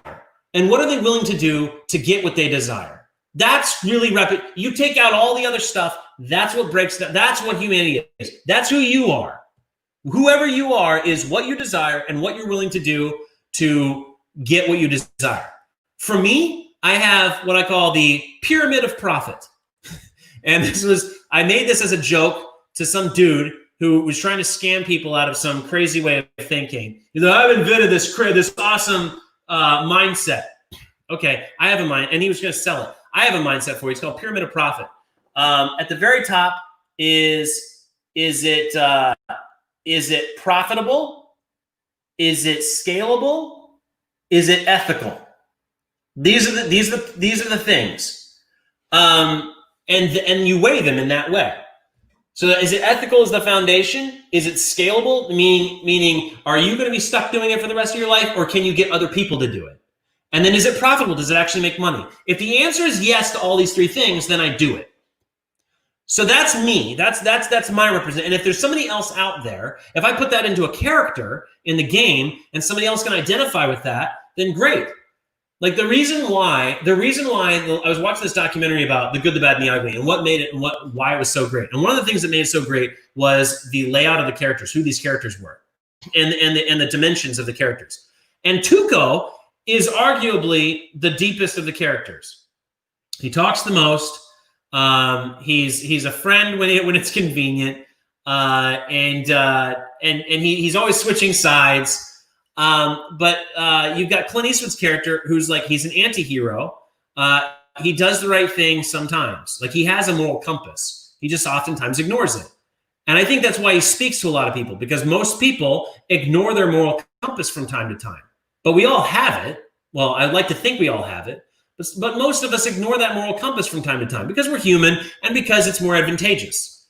But then there's some people like Angel Eyes who are just evil. And most of them have blue check marks on Twitter. So this depiction of women, no, it's, again, you just didn't take the time to get into the lore. You didn't take the time to get to know the game. You looked at a picture on Facebook and you said, that's everything. And then you went on to ridicule it. You stamped that with everything. You went on to ridicule it. Now, I will admit that our marketing team did not do a great job at communicating the value of the game and communicating the lore of the game. Sure, fine. I take the hit for that. But the game itself does not depict women the way you're saying it depicts them. It doesn't. And then the other stereotypes. I do like tropes. I do like some stereotypes. But when we're talking about who the people are not broken up into stereotypes. The people have depth. The initial picture on the campaign shows this sprawling component list, which can actually only be had for the $300 shipping. I agree. I didn't like that, but I didn't have anything to do with that. The actual core game was $80 and honestly had a fraction of what was being represented. The rule book, but granted, it did. That's true. But as I already explained, it was still for what it had. It's a fair market value. So I'm sorry that you didn't get all this other stuff that was worth way more than $80 for $80, but that doesn't detract from the value of the actual pledge. Retail value anyway. The rule book was well written, albeit a bit sparse. Thank you. I disagree. I think the rule book needs a lot of work. The game is essentially a pretty straightforward war game with a very minimal rule set. Yes, the stretch goals were placed hundreds of thousands of dollars apart, stretching all the way past the $2 million. So you knew you were never getting any of these to begin with. And the most unique posses were all locked behind the unreachable milestone. So this is a thing where, like, I appreciate the fact that you read the rule book. I appreciate the fact that you tried to get to understand the mechanics. Thank you. But having said that, you didn't get to understand the game. If you actually dove into the game and learned the posses, you'd see that the core game posses are very diverse and very unique and offer a ton of play value. So, no. And there was this delusion that we would reach this $2 million. I didn't have it, but some people did. And so there it is. So this was not an intentional thing. We really did want to reach these stretch goals. It was not intentional that they would not be reached. This is you maybe projecting how you would do things, but that's not what we were doing. And then the campaign closed, and already the core game was sealed and delivered to the manufacturers, and it was this stripped down version without all the fluff. It's like they had planned for this all along, and they're giving away 500 copies of this $40 simplified version, and 3 times whatever you purchased if the next campaign is successful. It seems like a recipe for disaster for a first-time publisher. I mean, it is building goodwill, but I worry about the ultimate cost of them. I worry about this. Wow, you're such a saint. I know it's really none of my business, but it's enough to put me off. Is it though? Is it really? Is it what puts you off? Is it where I did right by the people that are backing me? That's what put you off? Okay, first of all, it's like they planned for this all along. I had a plan. Yes, it's true. All along, I had a plan. It was going to be this $40 game that was going to have posse figures in it and polystyrene boards of the tiles. and then all these cards, and you play that game, and you play it for hours and hours and hours with your buddies, and you have a great time, and nobody's complaining about how much money you spent on it. And then you had all these expansions. So like after you play this game and you have this great time, and you're like, oh my gosh, I really would love, what else is there more to this? Like, how can we make this better? Oh my gosh, there's an aisle full of expansions. Yes, that was the plan. But the fluff, yeah, I agree. I didn't want it. That was not the plan. And they're giving away 500 copies of this and 3 times the amount of your purchase if the campaign is successful. Not if it's successful, if it's massively successful. This is the disconnect. It seems like a recipe for disaster for a first-time publisher. What, rewarding people who promote massively successful campaigns, recipe for disaster? Maybe you shouldn't be in the kitchen. Maybe you should stay out of the Kickstarter kitchen. If you think rewarding people for massive success is a recipe for disaster, maybe I don't want whatever you would put on the Kickstarter plate. Just saying. This person says the depiction of women went no further than, okay, this person says that's just not factually true. There's also a female ninja with breasts so big they get into job impediment territory. There isn't an emoji eye roll enough. I'm going to go out on a wing. I'm going to go out on a limb here and say this is a 300-pound pink-haired gorilla with a blue check mark on Twitter. Imagine being the person that doesn't like that despises the look of beautiful women. Imagine being the kind of person that sees a beautiful woman and goes, "Oh, I can't eye roll enough at this beauty over here." I'm sorry, okay? I'm sorry you didn't win the genetic lottery, but me and literally everybody else on the planet likes looking at beautiful women, and so they're going to be in my game. All right. This person says, you'll get the game for free. Just pay me the shipping costs outside of the Kickstarter platform. Yeah. Anybody actually falling for this shit? No, nobody's falling for that. You know why? Because I never said that. I legit never proposed that you just pay me off the platform. As a matter of fact, what I said was, for full transparency, if you want to choose the shipping, I could tell you where this is going to ship from. I will communicate this with you. You will then buy your own shipping and send me the shipping label. And then I'll put that on the box and send it to you. Now, you can play this out in your weird brain however you think that would be a scam. Like, how could that possibly be a scam? Like, I would send them not the game? Like, what would I send them? And how would I benefit from that? How would I benefit? How would I be scamming them? So they pay, let's say they pay DHL or insert post office, whatever. And they pay that company for the shipping. And then they send me this shipping label that is only good. It's prepaid for a specific address to a specific address. I can only ship from this place to this place. I can't go out and be like, hey, I want to change this. Like, they would be like, okay, that's great. Well, we're going to refund this, whatever this payment method was. I mean, I would have to go through insane links to do that. And we're talking maybe like $10. So no, my time is worth more than that. I'm trying to figure out how I could possibly scam that, get the money value out of that shipping label. It just isn't going to happen. So the only thing I can do is ship something from this location to the location that this person paid for. It behooves me to just send them the game, because outside of that, I got nothing. As a matter of fact, I'm actually spending my time and energy and resources to package anything that I'd be packaging and ship it to them. So it might as well be the game. There's nothing to fall for here. There's nothing to fall for. Okay. Facebook user says, for $1.99, for $1.99 more, get the classic spaghetti western tunes or that classic Good, the Bad, and the Ugly standoff scene music. Dude, if I could afford the royalties for that, that would be awesome. However, I will tell you, we're working with some composers right now, very talented composers, to create some battle tracks. As a matter of fact, one of the updates, I'll go ahead and throw it out now. I'm putting a battle track in the game so that you guys will have something to listen to. And this is going to be a test run because I don't know if you're going to get sick of it. I think you can mute it if you do get sick of it. But there will be some battle music. So fingers crossed you like it. Okay. All right. Wait. So he's just going to ship out hundreds of copies to pretty much his entire audience for free? This is it. We've crossed shady, sailed right past red flag, and landed smack dab in a definitely fraud territory here. There is no world where a first-time, no-name developer of a niche game filled with miniatures can afford to ship out a free copy to everybody who has expressed interest in pre-ordering it. Okay. So what you're saying is there's no precedent.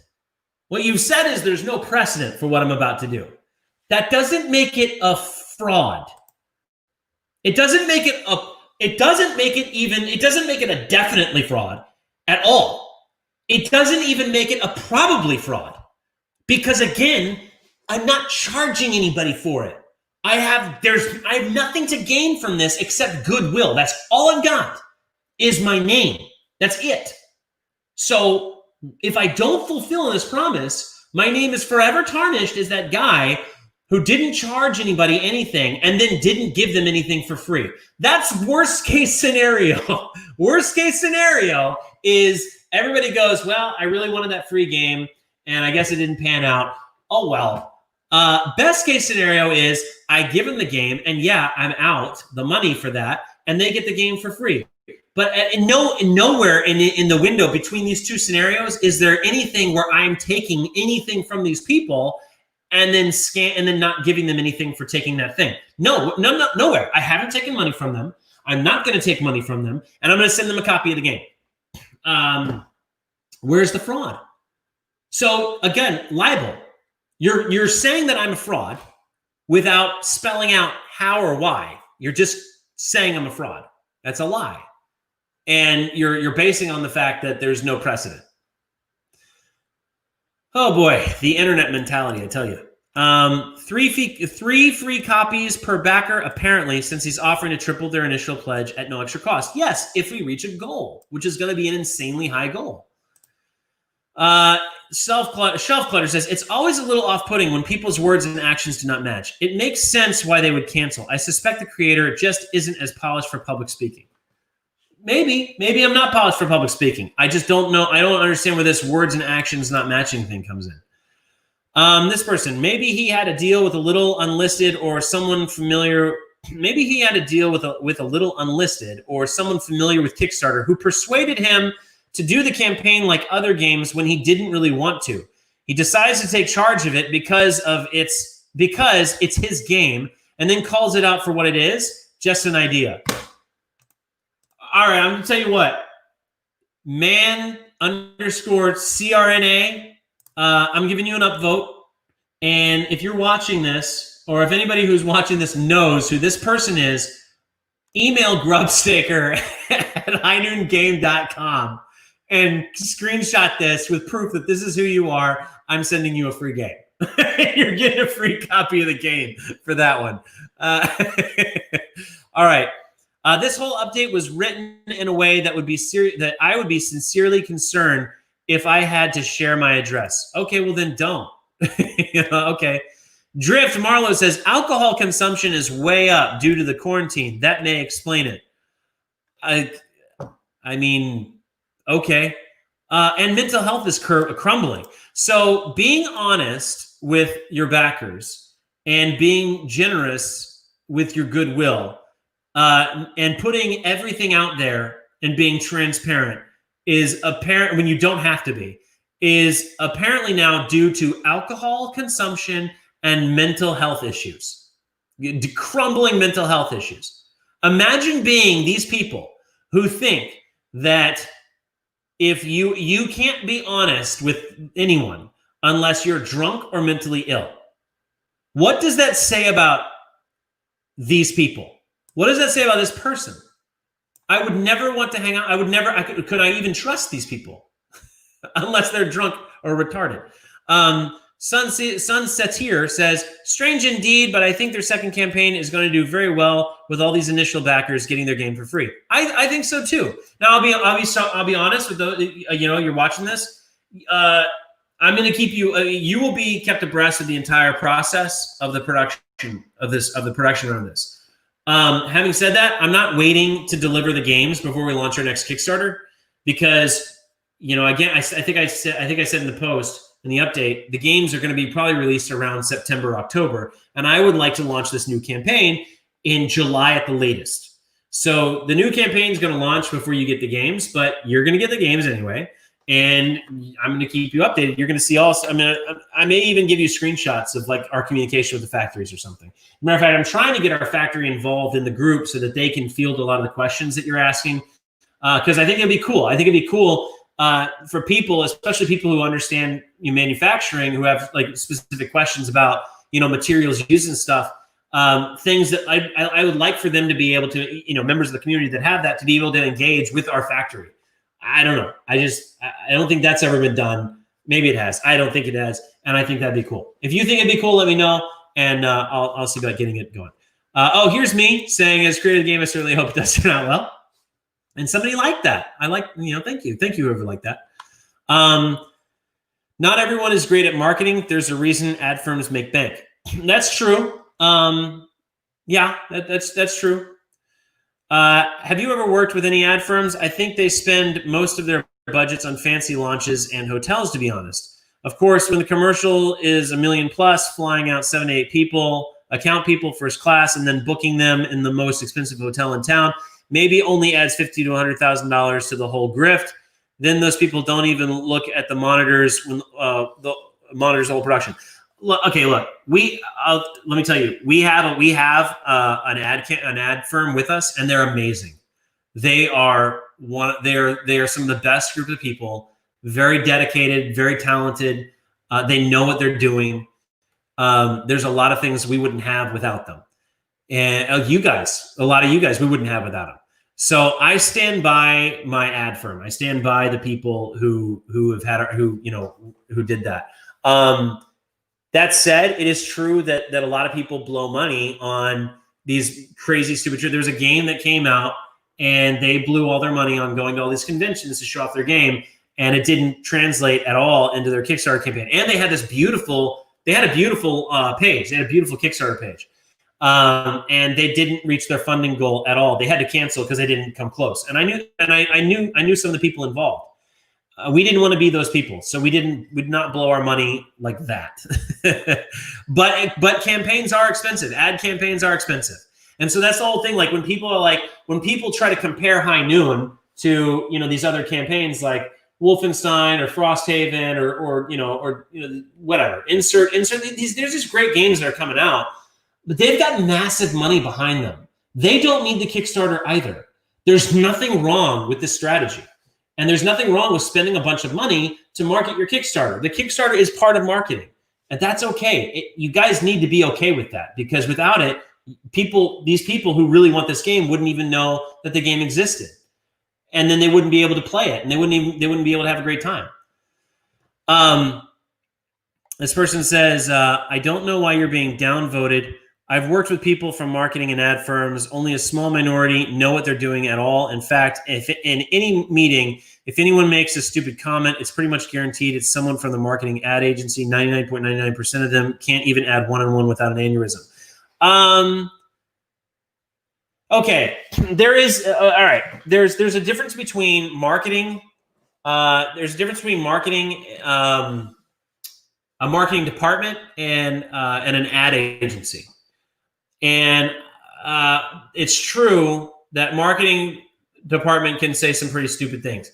I used to be director of marketing at a company, so I can speak for this as personal experience. I said some pretty stupid things. There's a rule in corporate land. You never put the marketer in. You never put sales in charge of production, because sales will always oversell and say stupid stuff to oversell, and they're gonna write checks that production can't cash. And so you never put a marketer in that position. You never let them do that. So it's true that you want to keep those guys separate. But when you're dealing with an ad agency, it's also true that some ad agencies are garbage, hot garbage, but some ad agencies are legit. And it's on you to figure that out. It's on you to screen those ad agencies. We did a lot of research on our ad agency before we chose them, and I think we chose well. Also, generally the nasty and unpleasant people who can only talk about this stuff. I don't. These guys are talking about ad marketing. We can keep going.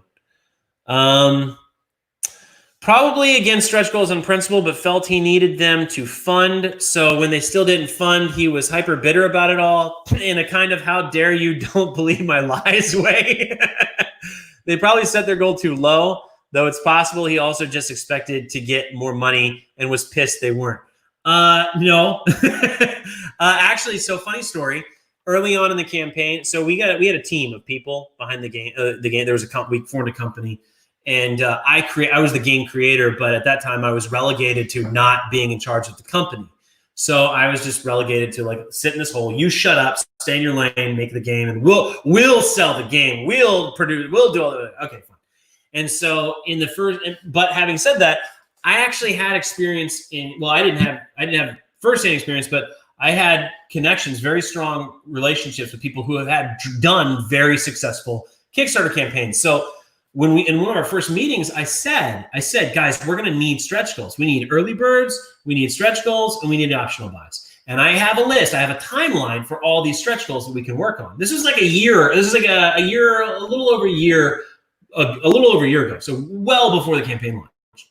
And the people in charge said, no, we're not doing stretch goals. People don't want them. We're going to do 3 tiers. That's it. No stretch goals because people don't want to feel cheated.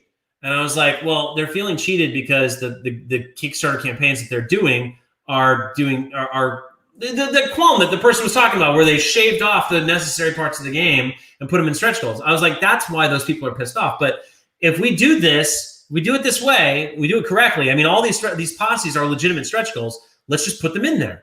Nope. And then he was like, you are the designer. I am in marketing. You stay in your lane. We're not doing stretch goals. Like, okay. So then because of that, because we weren't doing stretch goals, I wasn't creating the I had created the mechanisms. I had the timeline for the posses, but I didn't have the artwork for the posses. And my 3D artist cannot create the model without the 2D artwork. So I wasn't creating the 2D artwork, which means I wasn't creating the 3D artwork. And because I wasn't creating the 2D artwork, they took my artist and had him working on their marketing video, which never got completed. And so at the end of the day, I had no. We're getting up to it was like a week. It was like 2 weeks before the campaign. They pick up the phone, like, all right, so listen, meeting. All right, yeah, meeting. Yeah, so we need stretch goals. We're gonna need stretch goals. So we need a lot of stretch goals. So what do you got? What you got? And I was like, nothing, because a year ago you told me no stretch goals. Well, we got to make stretch goals. We got to. Like, okay, all right. Well, let me get my artist that you stole from me and put him back on making some illustrations. I don't know how many he can push out. And I have a timeline. I know these. He can do this posse, but I don't know how many they're going to be able to launch on your hard launch date of May 5th. So yeah, we didn't have a lot of stretch goals at the front, and we had to start pushing those stretch goals out as the campaign was going because they didn't listen to me. So I mean, if I was bitter. And yeah, I was a little bit. It was the fact that we didn't have the stretch goals when I said we needed to have them. It had nothing to do with me being against them at all. And the whole "how dare you don't believe my lies." What lies? How dare you don't believe my lie? I don't know what lies you're talking about. Anyway, I wonder if that text was meant for perhaps a private message to one person, and he posted it publicly by accident, the equivalent of accidentally hitting reply all to a group email. You would have to be like, imagine being this person who thinks it's totally cool to imply, I mean, like hitting an update, seriously? Like you're going to think that I created this update with like a graphic banner and I published it as a draft, and then I clicked publish, and then Kickstarter sends me a window and says, are you sure you want to publish this? You're only going to have 30 minutes to change it after you publish it. Yes or no? And then I clicked yes. And then after 30 minutes, I went, oh man, I admit that was an email, a private email to one person. Like, come on, dude. Come on. Like, because why? What, again, there's nothing in the update that is remotely red flaggy, questionable, or scammy. You just don't understand English, but I'm the idiot. I'm the one who doesn't understand the difference between posting updates and emails. That's how stupid I am. You're the smart guy that can't read English. Okay. This person, Replicated Penguin, the walrus, the pink-haired walrus from Twitter is back. This couldn't be more like a scam if it was waving a red "It's a scam" flag around while wearing scam pants. I blasted their Forbes article earlier, and they've managed to make it even less sense in this update. I blasted their Forbes article. Okay. Did you now? Did you? Hang on. Let's see. Did you blast the Forbes article? Where would you have blasted it? There's no comments section. So what? So you read the Forbes article? That was awesome, by the way. And then you what? You spit your you spit your Starbucks chai mocha at the screen? Is that your definition of blasting? Okay. If you back the campaign, message me when you get the goods and I'll pay you $10. What? If you back the next campaign, message me when you get the goods and I'll PayPal you $10. And when it turns out you get nothing, not even my $10, don't take your disappointment out on the Kickstarter platform, but on your own life choices. Oh, this is what she's telling people. If you back the next campaign, 1, message me when you get the goods and I will PayPal you $10. And 2, when it turns out you get nothing, not even my $10, don't take your disappointment out on the Kickstarter platform, but on your own personal life choices. Hey guys, okay, so here's the thing. Don't dox this person. Don't seek this person out. But $10 times 500 copies is $5,000 that she has obligated herself to. So what I recommend everybody do is screenshot this. As a matter of fact, I'm going to do that for you. I'm going to screenshot this and post it in the Facebook page so that you can look at this and reference it. Okay, see, it's I'm not okay. I'm going to post that in the Facebook group and you can send that to her or, in her message, you can just find her here. Oh, hang on a second. Bam, start chat. There you go. So you can hover over her, start the chat, send her the picture of her comment and a picture of you holding the High Noon game and a link to your PayPal address and tell me when you get her $10. Let's find out who's more full of crap. Let's find out who's actually full of crap in this situation. Is it going to be High Noon or is it going to be Replicated Penguin? We'll see. We can call this the Penguin Challenge, the Penguin's Progress. I don't know. We'll figure out a name for it. Hashtag it, and that's what we're going to do. Let's see. D Pearson says, I can't find a canceled campaign for that game. Do you have a link? Okay, this is before it was canceled. Okay. They must have a background with Bungie, not really completing what was promised until all the DLC is implemented. Okay. Well, I mean, is that really Bungie? I thought Bungie made you buy the game first, and it was incomplete. And then and then the original person, turns out their brother actually works at this disgraced company, who is actually guilty of the thing that this person is accusing me of. So now we have a solid case of projection, which, I should have put that in the drinking game because that's literally how this works. Almost always the weirdos on the internet are projecting, when they call you out for something, quote in quotes, it's actually them projecting their failures onto you. So there you go. There's the projection right there. Vormander says he was probably being pressured to add stretch goals in order to lure in extra backers, and when the Kickstarter canceled, he felt relieved that he can make a game more to his liking. Well, that's sort of true. Yeah, that's sort of true, because after they didn't listen to me for a year and pushed me into a corner and took my artist, then at the last second, they did pressure me to make stretch goals, which was entirely unrealistic. But that was not the reason why the stretch goals were stretched out. The reason why the stretch goals were stretched out was because that was part of their strategy. It didn't work, and so now I'm taking it and I'm changing it up. I'm making it what it was initially intended to be. And yes, I am relieved about that. That I can actually take control of this. It's my game, damn it, and I'm gonna make it to my liking. And I'm fairly confident that you're gonna like it too. All right. So Emma Graham says, he's quoting me.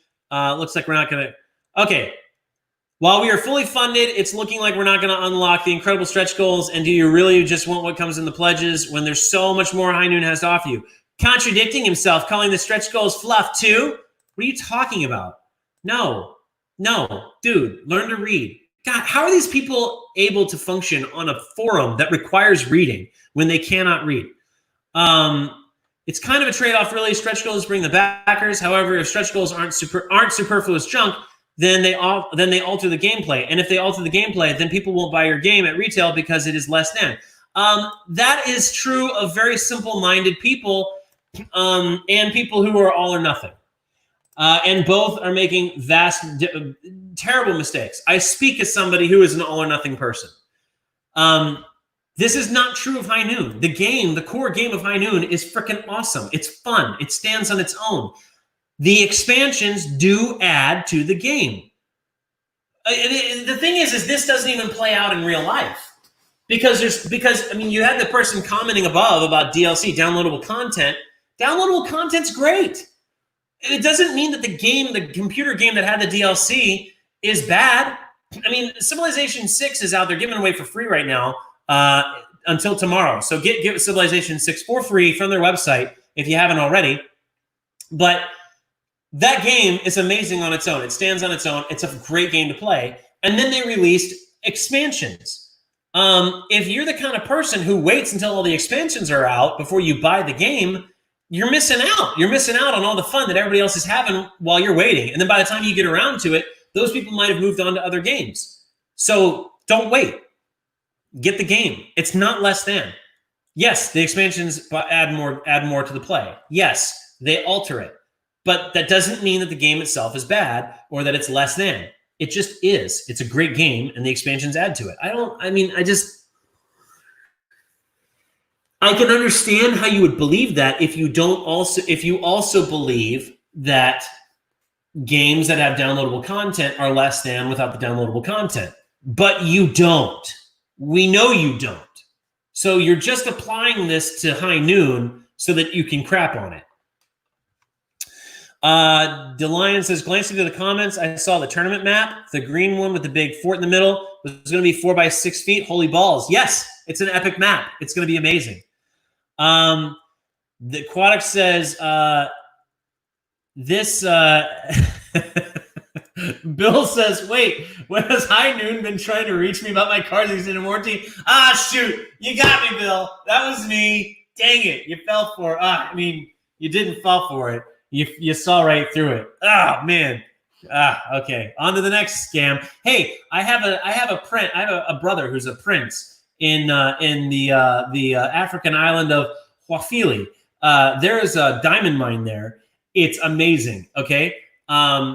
Actually, they've got the money. They actually pulled they've actually got the money from the diamond mine, but there's been a rebellion over there, and they're going after all the money. So my prince brother needs to send that money to a bank account in the U.S. to protect it. He can't send it to me because we're family, and that's a conflict of interest or something. But if you send me, your name and address or whatever, we'll send you the check. I just need you to cash the check, then give me the money. That way there's no trace on it. You can keep like $500 of it, but give me the rest of the money. And you keep the $500 for you, for your family, because we love your family.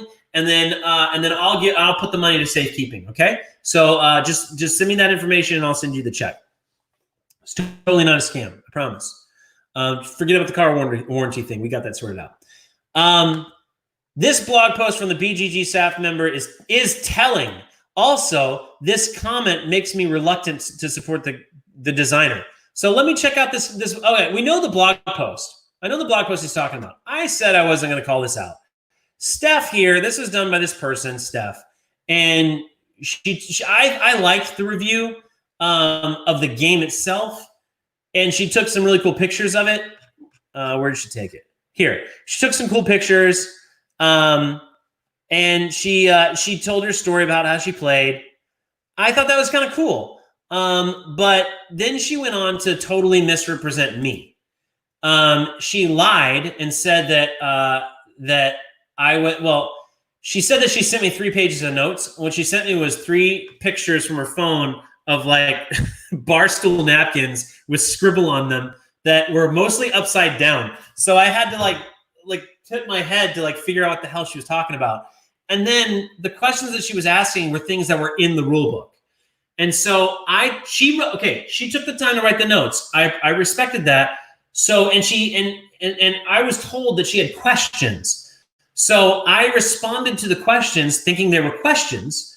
And I took the time, just as much time as she did, probably more, because I had to turn these Barstool notes right side up and then make sense of them because they weren't typed, they were scribbled. And I had to, so I answered the questions. And it got to the point where, like, after so many of these questions that were already addressed in the rule book, I was like, did she read this? And then she got the things that weren't even questions. They were just like, the combat system doesn't make sense. I'm like, that's not a question, and it's not feedback. Like, how does it not make sense? Give me something to work with. Like, how could it make sense? How would it be better? And so I said, eventually, but I also saw that she was really overthinking some things. So I just said, I was like, listen, I think the thing is you're an expert. I said this. I said, I think the disconnect is you're really an expert. You've played a lot of games, and so you have a much better grasp of like the common vernacular of gamers. Whereas High Noon isn't really made for that. High Noon is made for people who are just entering into games. High Noon is made for like kids and people who you want to introduce to war games, but they don't want to take 3 hours to learn a freaking rule book, man. Like, that's not what this is about. This is about people who open up the game and you start playing in 5 minutes. Go. And I said, if you try to overthink this, I did the meme of South Park where the ski instructor, if you do XX, you're gonna have a bad time. And so I said, my meme was, if you overthink High Noon, you're gonna have a bad time. And then at the end of it, though, I did tell her, I said, hey, by the way, and on some of the suggestions, I said, hey, that's a great suggestion. That's a great idea. Let me look into that. Let me think about changing that. Let me see how I can make that work. So I didn't like toss out all of her things. I answered her questions that I thought were questions, and then some things I said, that's a great idea. Let me take feedback on that. And then at the very end, I said, thank you for your notes. You've actually made a lot of things apparent to me. You brought a lot of things to my attention that I think should be changed. I think this should be addressed. So we're gonna work on that, and as soon as I have an updated rule book that is updated, with these things, I'll send that to you ASAP. And I thought that was friendly. And she responded with an email that said, these weren't questions. I didn't need your answers. I've played over 3,000 board games. I was just trying to help you. But if you don't want to listen, then that's on you. Best of luck. Bye. And that was it. And then she went on to say that my entire response to all of her stuff. Here's what she said. Here's what she said. Oh no, this was her friend. This was her buddy who played the game with her.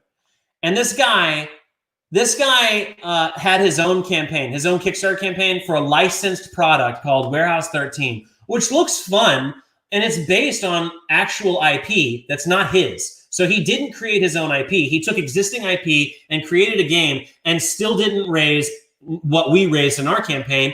And he was bitter about it. He says it right here. He says, boggles my mind. He is up to $85,000 in backers in just a few days, while much better games do far worse. Which much better games are we talking about? Michael?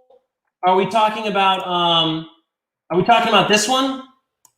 Are we talking about this one right here? This one right here? Which made it succeeded, Michael. What are you bitter about? You did 85,000. You had an $80,000 goal, and yours did 85,000. What are you complaining about? So did ours. Ours did 85,000. What are you mad about? Oh, I'm sorry.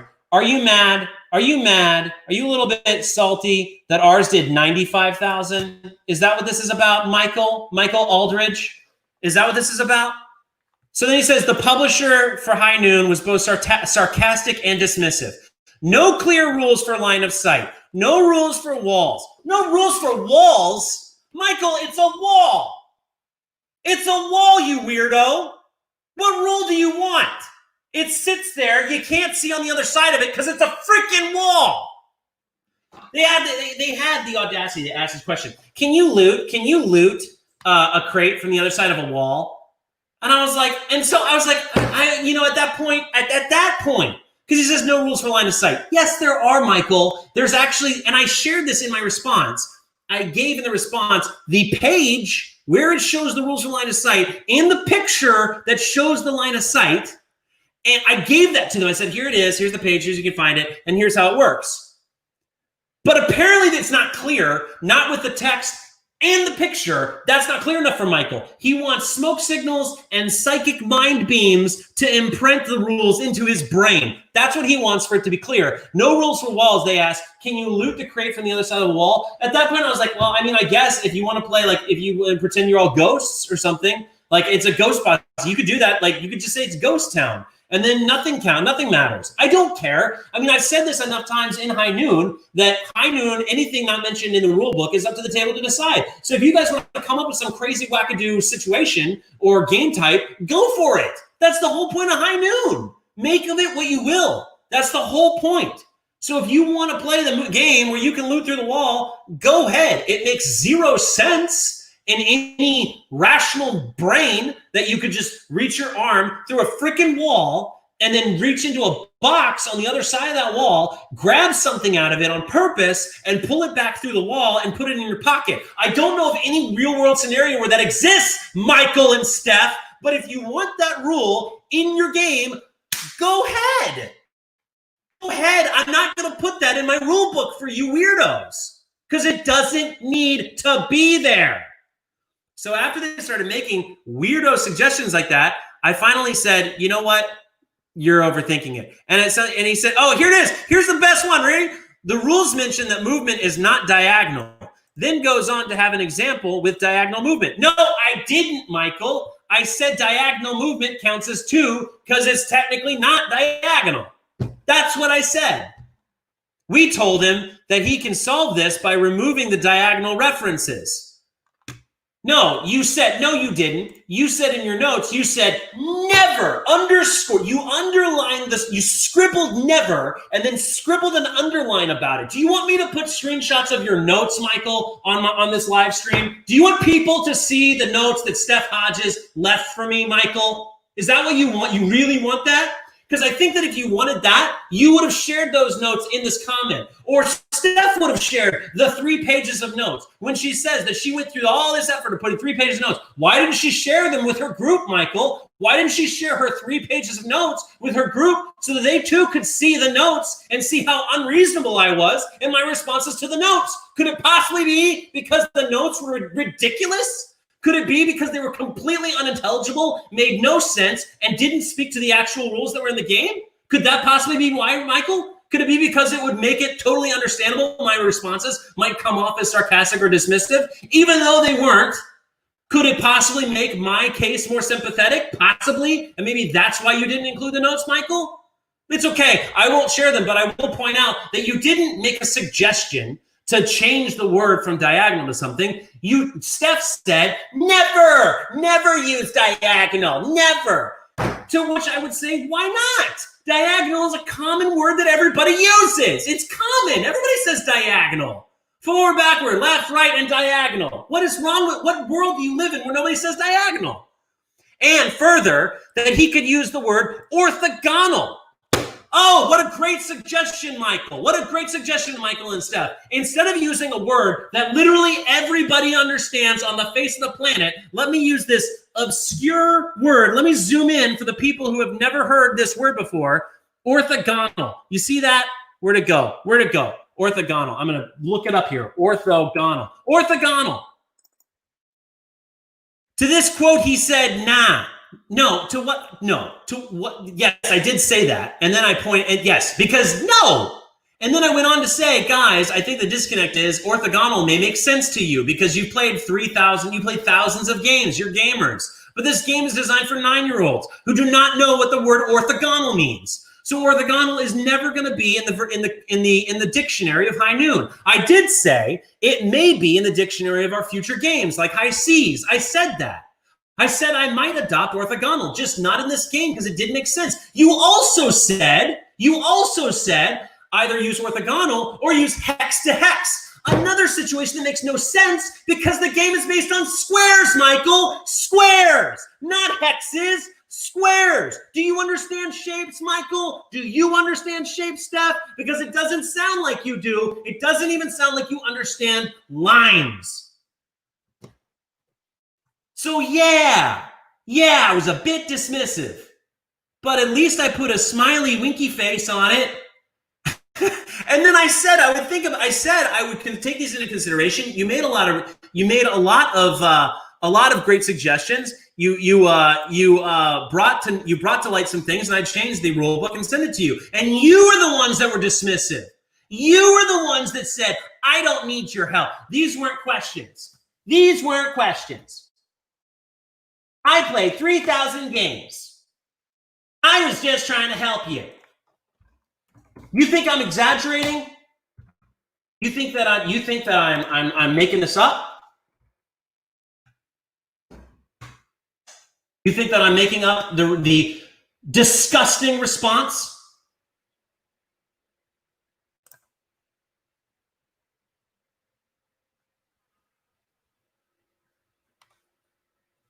Let me see here.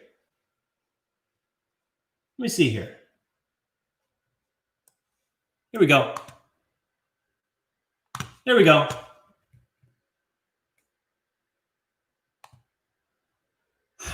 This is my last paragraph.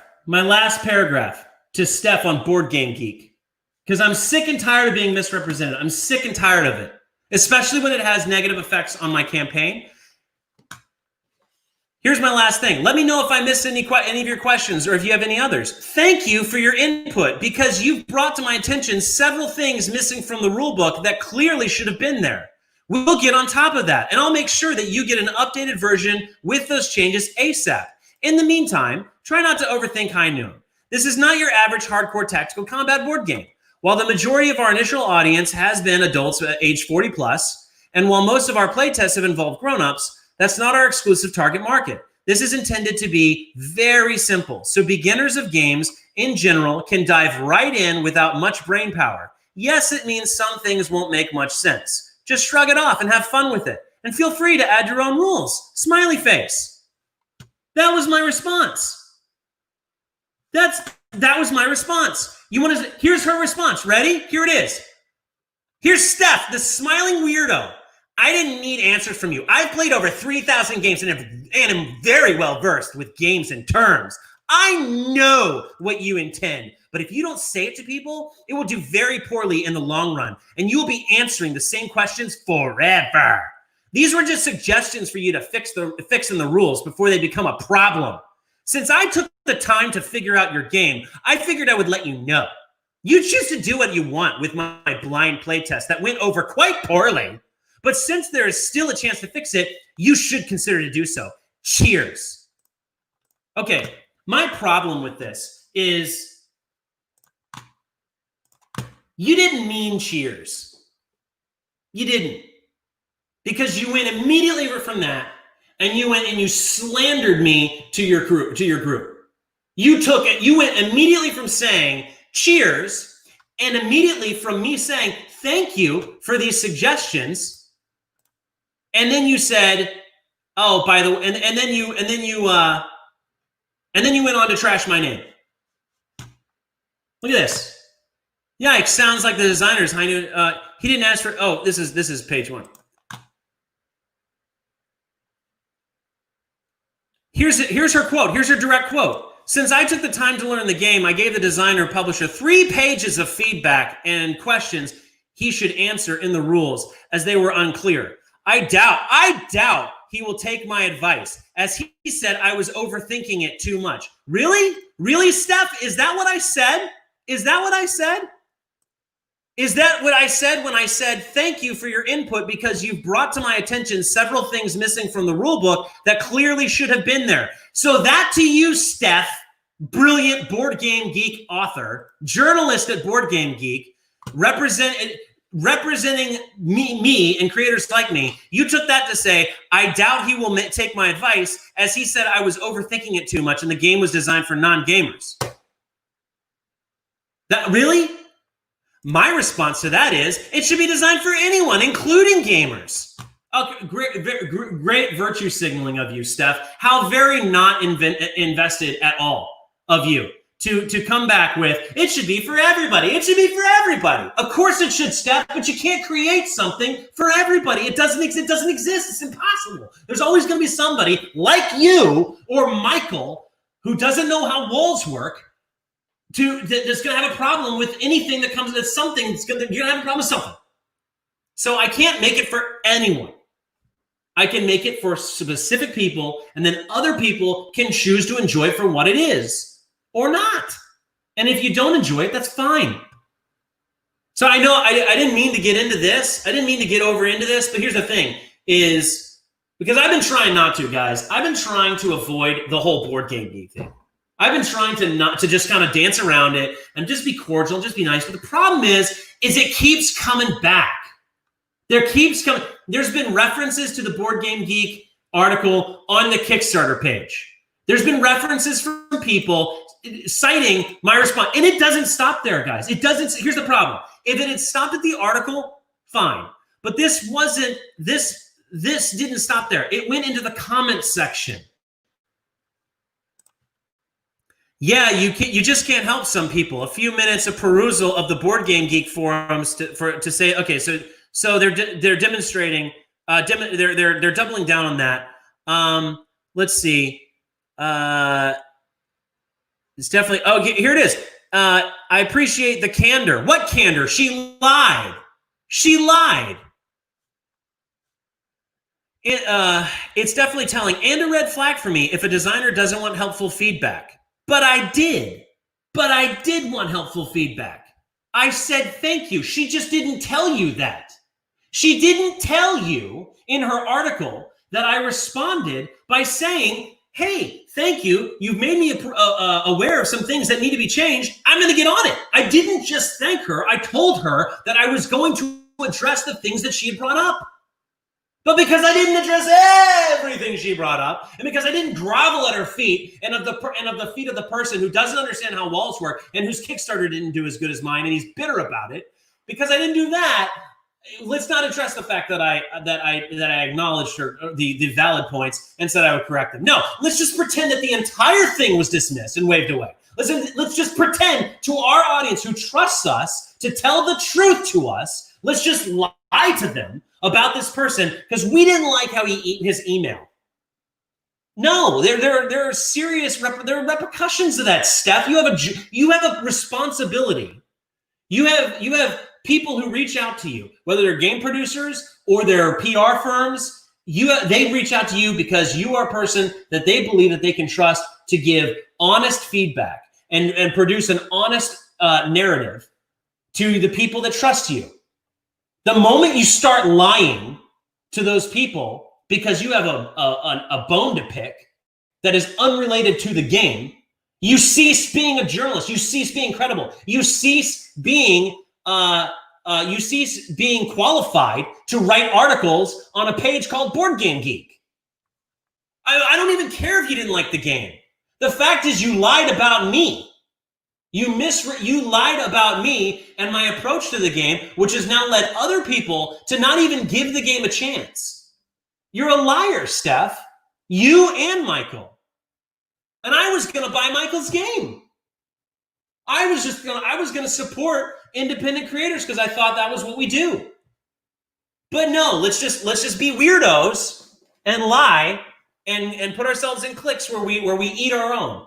Okay. That's great. This is when I talk about another group, another blog post, or other High Noon Lives. When I talk about weirdos infiltrating industries and ruining them, this is what I'm talking about. And this exists everywhere. Thanks for sharing the response from the High Noon designer. It's often difficult to tell how much playtesting went into the board games and Kickstarter projects and how much effort went into refining the rules, especially with the games from new designers. In this case, it's pretty obvious the answer is quote unquote not enough. I've been burned before by backing a good idea that when played turned out to be half-baked. So here's somebody who's deciding not to back the game because of the lie that you said about me. And then it bleeds into this Reddit. because people are looking up High Noon Game on Board Game Geek, and what they see is Steph's lies about me.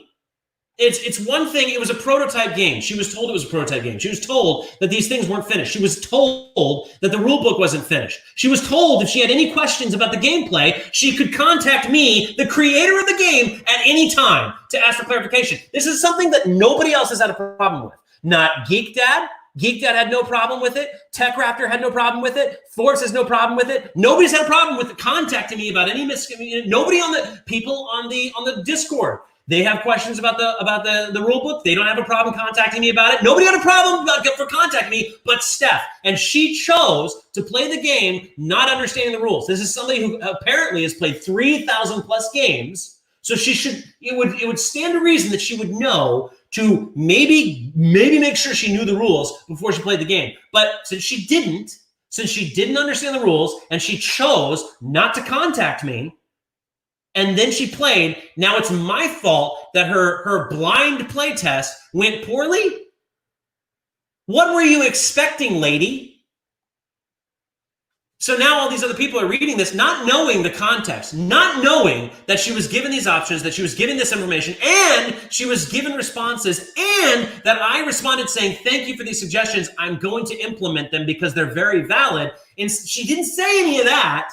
She just said the game wasn't great, and the creator was stuck up and dismissive and sarcastic, and I put in all this time for his notes, and he just told me nah, and I was overthinking it. You're such a liar, and now it's affecting people, and here I am, and now I got to come and clean up the mess. I got to talk to people and clear the air when really we could have just had a conversation, Steph. In point of fact, we've been trying to have a conversation. We've been trying to reach out. Somebody wasn't interested. Somebody's still a little butthurt. Well, better get some ointment. Redarin says, I believe in the project and do not understand your negativity. The game looks and plays great, as you can see from the Tabletopia mod streams the dev did lately. No way this is a fraud, as they got the minis already sculpted and such. While there have been some faults in their first campaign. Oh, I'm sorry. Hang on. Let me jump into some stuff. Joseph Addison says, it's Michael. I don't know how walls work. Michael James, these reviewers thrive on creating controversy. I get that she's attacking your work, but it's like wrestling with a pig. You're going to get dirty and the pig likes it. Yeah, but who doesn't like a little mud wrestle here and there? Who says I don't like to get dirty, Michael? We got to get a little grit under our nails. Sometimes we got to sharpen our tusks. Kiro's picture says, hey man, just post the email you sent her on that thread in BG, calmly explaining the situation. That's a good idea. I want to say that's a good idea. I'm not against it. I got to think about it because the thing is I calmly went out on the line with Reddit, and the same kind of nonsense was fed back at me. Like I was like, and ask me anything. Some people asked me some questions. Some asked great questions. I was able to respond to them. Before the moderator shut it down, there was a guy who jumped in, and he was just a total flaming garbage dumpster. And nothing that I said mattered. So again, I don't know if doing that is going to really change anything for those people. They already buy in to her narrative. This really, at this point, is more about me talking to you guys who, buy into my narrative, obviously, but at least I'm showing at least I'm being transparent. At least I'm showing the full disclosure. So, there is a difference there in that I'm not hiding our responses. I'm not hiding the fact that I said this or that she said that. She'll do that, but if I post in her group, I don't know if her group will believe it. But they can come watch. And the other thing is, again, why do I want to go there and post on her page? I'd rather post it here and drive her traffic to my channel. get some edge rank. And then get more subscribers, because then I can do super chats. Let's see here. While there have been some faults in their first campaign, basically too expensive pricing and inaccessible stretch goals, so this guy's cool. This guy likes it. That's why I'm pretty positive there will be more backers and they can afford to give away. This person says, a giveaway plus tripling your pledge if you back the new one seems a bit over the top. Yes, because you're ignoring the fact that I said there's a goal. You have to reach a goal. 1/3 pledged at the $279 tier. If your next campaign has the game for way cheaper and only goes to $100, you are going to need a lot more backers unless they throw a ridiculous amount of add-ons. Yeah, but you're ignoring the fact that having the pledge prices too high actually kept backers out. So yes, I'm going to need a lot more backers, but that's the whole point, is I would get a lot more backers if I had affordable price points. Like, there were people who wanted to pledge at the price points that existed. They came to us and said, we can't. We want to, but we can't. Those are people who want to back the game. They don't care at what level. They just want to be able to afford it. So here you go. Here's a $40 copy. Doesn't mean we're going to have to sell 6 more of those for every one of this all-in pledge? Sure. But really, if we're talking about the people that want all-in, that's the $100 pledge. So we only need like 2.5 of those people for one of these 279s. So the math is fine, guys. The fact that I don't know, you think that there's this like finite amount of backers and those are the ones that backed already and that's it. That's not how the world works. The criticism was just wrong. He was clearly talking about the pledges and not the stretch goals, which is kind of worse, to be honest. No, it's not. It's honest. It doesn't make it worse. There's nothing bad. Like, we're relaunching. It's going to be a streamlined campaign. More people are going to be able to access it. There's going to be more stretch goals that are going to be unlocked. People are going to get free copies of this game. This is amazing. Like, I'm super excited about this, and so are our people.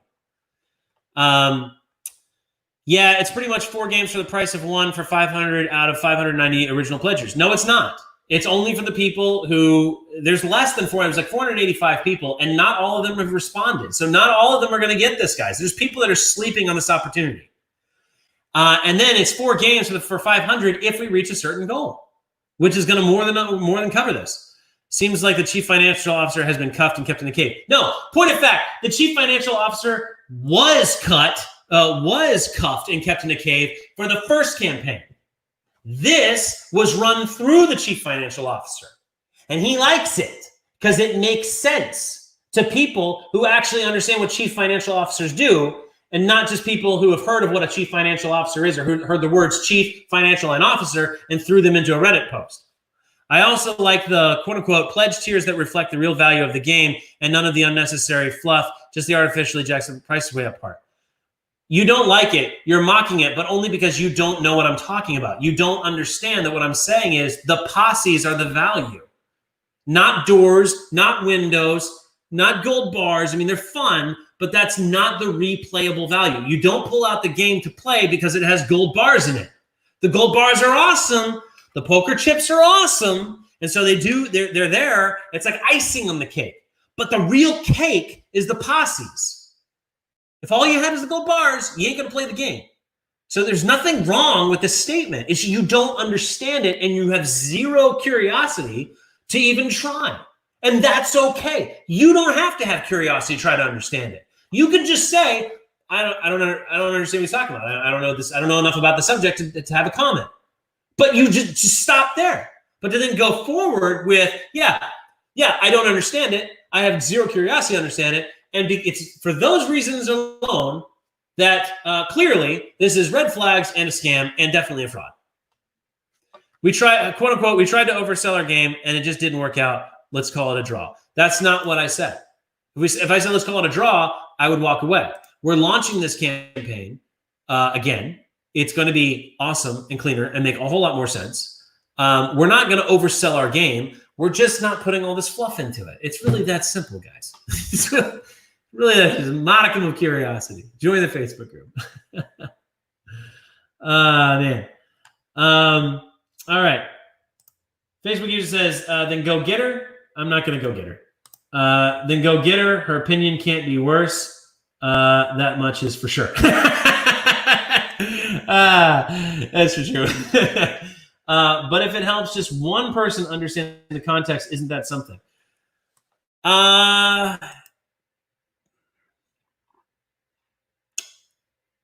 Let me think about it. That's a good point. See? I'm not this dismissive person. Let me think about it. It could be. It could make sense. All right. Let's see. Robert Verdera said, this is effing amazing. Those entitled brats. No kidding. No kidding. My gosh. But thank God. See, here's the thing. They got mad and they thought they'd stick it by doing this this thread where they complain, they moan because they didn't get what they got. They didn't get something for free. In fact, what's happened now is I've gotten 2.5 hours of content for free for a live stream for free. So thank you, Redditors. Thank you, all of you, for your trash talking of nonsense that just illustrates your total lack of understanding of anything going on. But hey, by the way, feel free to join the group. We are on Facebook official group. Just look it up, High Noon official group. We have that. You can, of course, subscribe to this YouTube channel for all the notifications. You can join the Discord, where the link is now permanent, guys. Before it was only good for 24 hours. I've made it permanent, so we can so you can join at any time. Just follow that link, get on the Discord, and then get Steam, get Tabletopia, get an account, and join a game. Join a High Noon game. A lot of people are saying they can't find the game. That's because it's not published in the public yet. I'm working with the Tabletopia team on that. But in the meantime, there is a link in the Discord server to create your own lobby, which includes the game. So you just follow that link, it creates the game, and then you can invite your friends so you can go to town and play. Kiro says, I'm switching back and forth between this stream and the NASA SpaceX Dragon Man launch. Guys, that is actually way more important. History is being made right now. History is being made with the development and creation of High Noon. It's being made with a game company and leader who refused to bend the knee to these SJW weirdos on Reddit and infiltrating Board Game Geek. We refuse to bow down to these crazy entitled brats, as Ferrero says. And we're going to make an awesome game, and we're going to love it. We're all going to have a great time. History is being made there, but it's also being made with a privately funded and owned and operated manned space launch. That is total Merca right there. We're finally there, guys. Americans are finally there, privately launching people into space. It's awesome, and you guys should tune into that. So with that, I'm going to leave you guys. Tonight, we may play a game. I don't know. But guys, stay tuned. Things are getting better. Things are getting developed. I love you all. Thank you all for your support. You've been amazing. And I look forward to the next few announcements. So I'll see you in the next High Noon Live. Take care, everybody.